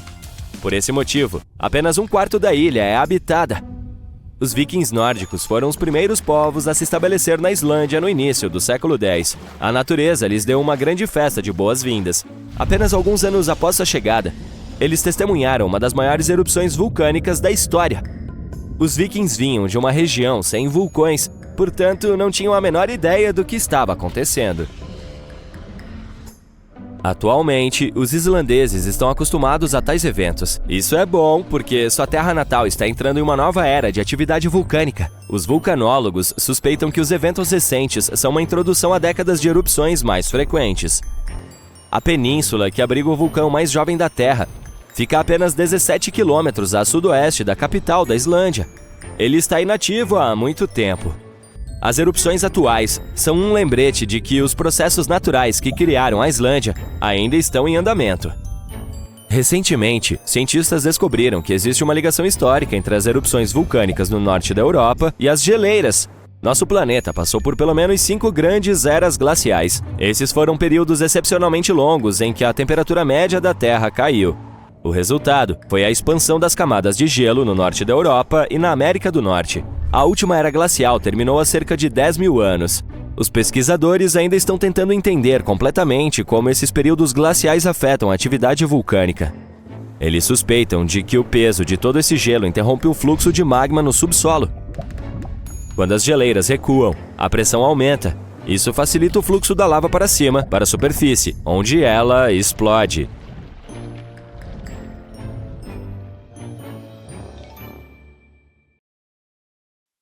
Viver em nosso belo planeta pode parecer seguro, mas só até você começar a pensar em todos os perigos que estão à espreita logo ali na esquina ou na vasta escuridão do cosmos.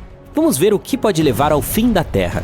Cada nova ameaça em potencial se torna mais e mais aterrorizante. Considere-se avisado. Antes de mais nada, vamos falar sobre o hipercano. Esse desastre natural pode se tornar realmente extremo. Trata-se de um furacão teórico de potência insuperável.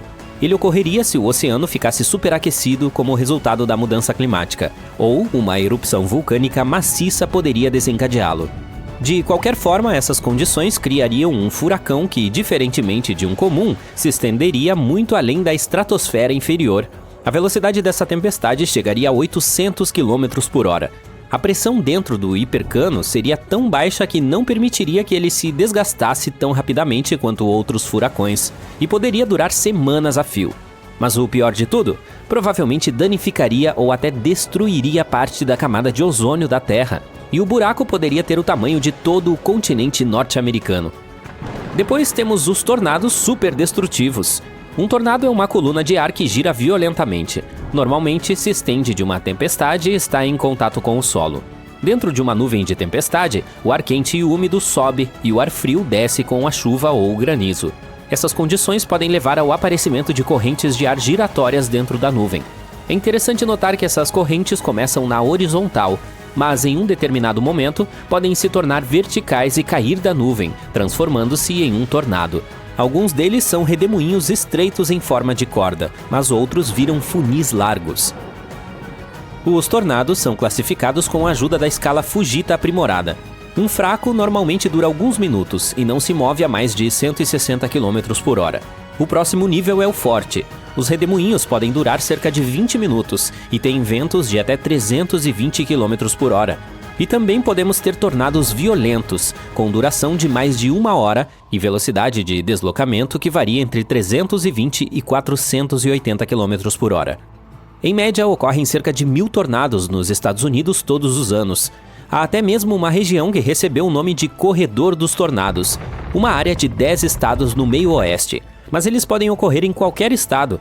Um dos mais destrutivos foi o Tri-State nos Estados Unidos, o mais duradouro do mundo, que percorreu mais de 350 quilômetros, passando pelo Missouri, Illinois e Indiana. Ao mesmo tempo, a trajetória média de um tornado não costuma ser maior do que 8 quilômetros. Mas e se um dia um muito maior e muito mais poderoso do que qualquer outro que já vimos antes atravessasse países e continentes? Ele deixaria para trás destruição e devastação totais.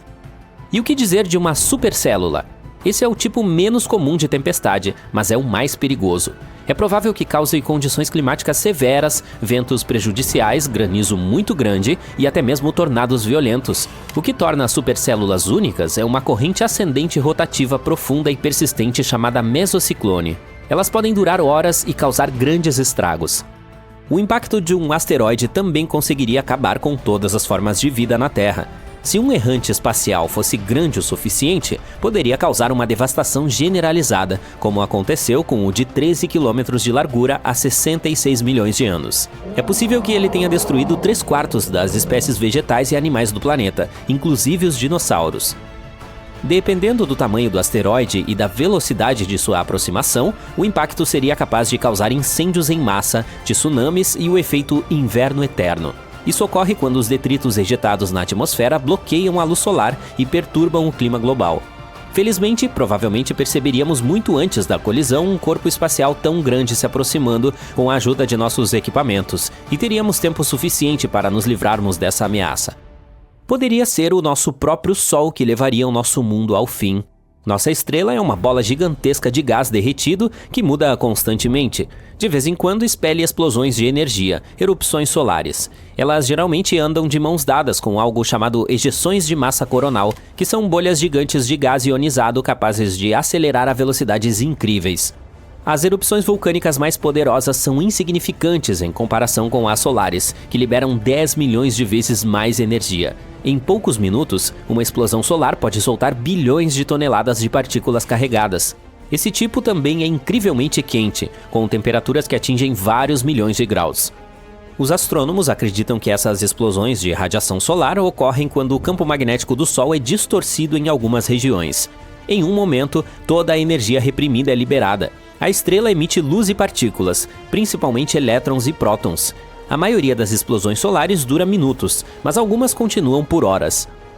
Os cientistas classificam as erupções solares de acordo com a intensidade do brilho em raios X. É pouco provável que você perceba as menores se não tiver um equipamento especial. As médias causam apagões de rádio fugazes nos polos, mas nada muito grave.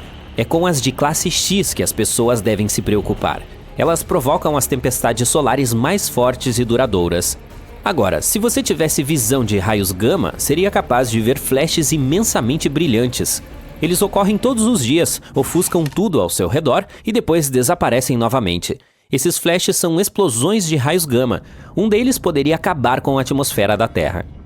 O flash que poderia arruinar nosso planeta provavelmente nasceria em uma galáxia distante durante a fusão de duas estrelas em colapso. Ele seria imensamente poderoso e super brilhante. Ainda a 1000 anos-luz de distância da Terra, já brilharia tanto quanto o Sol. A atmosfera do nosso planeta tentaria nos proteger, mas seu escudo natural não duraria muito. A radiação seria tão poderosa que literalmente cozinharia a atmosfera e criaria óxidos de nitrogênio que destruiriam a camada de ozônio. Sem ela, os raios ultravioleta provenientes do Sol atingiriam a superfície da Terra com força total e acabariam com os minúsculos plânctons no oceano. Mas esses plânctons produzem de 50% a 70% de todo o oxigênio do mundo. Portanto, com seu desaparecimento, haveria uma grave falta desse elemento, o que levaria ao desaparecimento da vida no planeta. No final, o calor e a luz ultravioleta provenientes do Sol transformariam a Terra em um enorme pedaço de rocha. E se nos deparássemos com um buraco negro errante? Talvez você saiba que um buraco negro é uma região no espaço onde a gravidade é tão poderosa que nem mesmo a luz consegue escapar de suas garras. Felizmente, o mais próximo de nós está a 1500 anos-luz de distância. Parece que não temos nada com que nos preocupar, até aprendermos sobre os buracos negros errantes. Agora as coisas ficam definitivamente muito mais assustadoras. Se um desse tipo entrasse no sistema solar, a Terra estaria condenada. Não teríamos a menor chance contra esse monstro espacial. Em 2020, 13 buracos negros errantes foram vistos não muito longe de nosso planeta. Mas não muito longe, em termos espaciais, significa cerca de 1 bilhão de anos-luz de distância. Portanto, ainda temos algum tempo. Além disso, a possibilidade de um desastre como esse é muito, muito baixa. Um dia, um planeta rebelde pode empurrar a Terra para fora da zona habitável e colocá-la em uma órbita extrema, mais distante do Sol. Então, o clima por aqui começaria a ficar cada vez mais frio. Não se esqueça de que quanto mais longe estivermos da nossa estrela, mais fraca será a atração gravitacional dela sobre o nosso mundinho.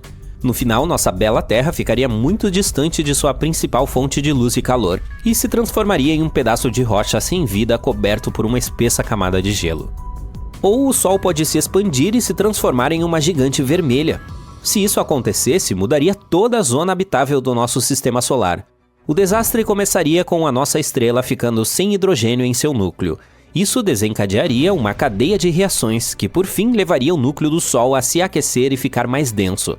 Como resultado, ele ficaria muito maior do que é agora, e durante essa transformação engoliria Vênus, Mercúrio e a Terra.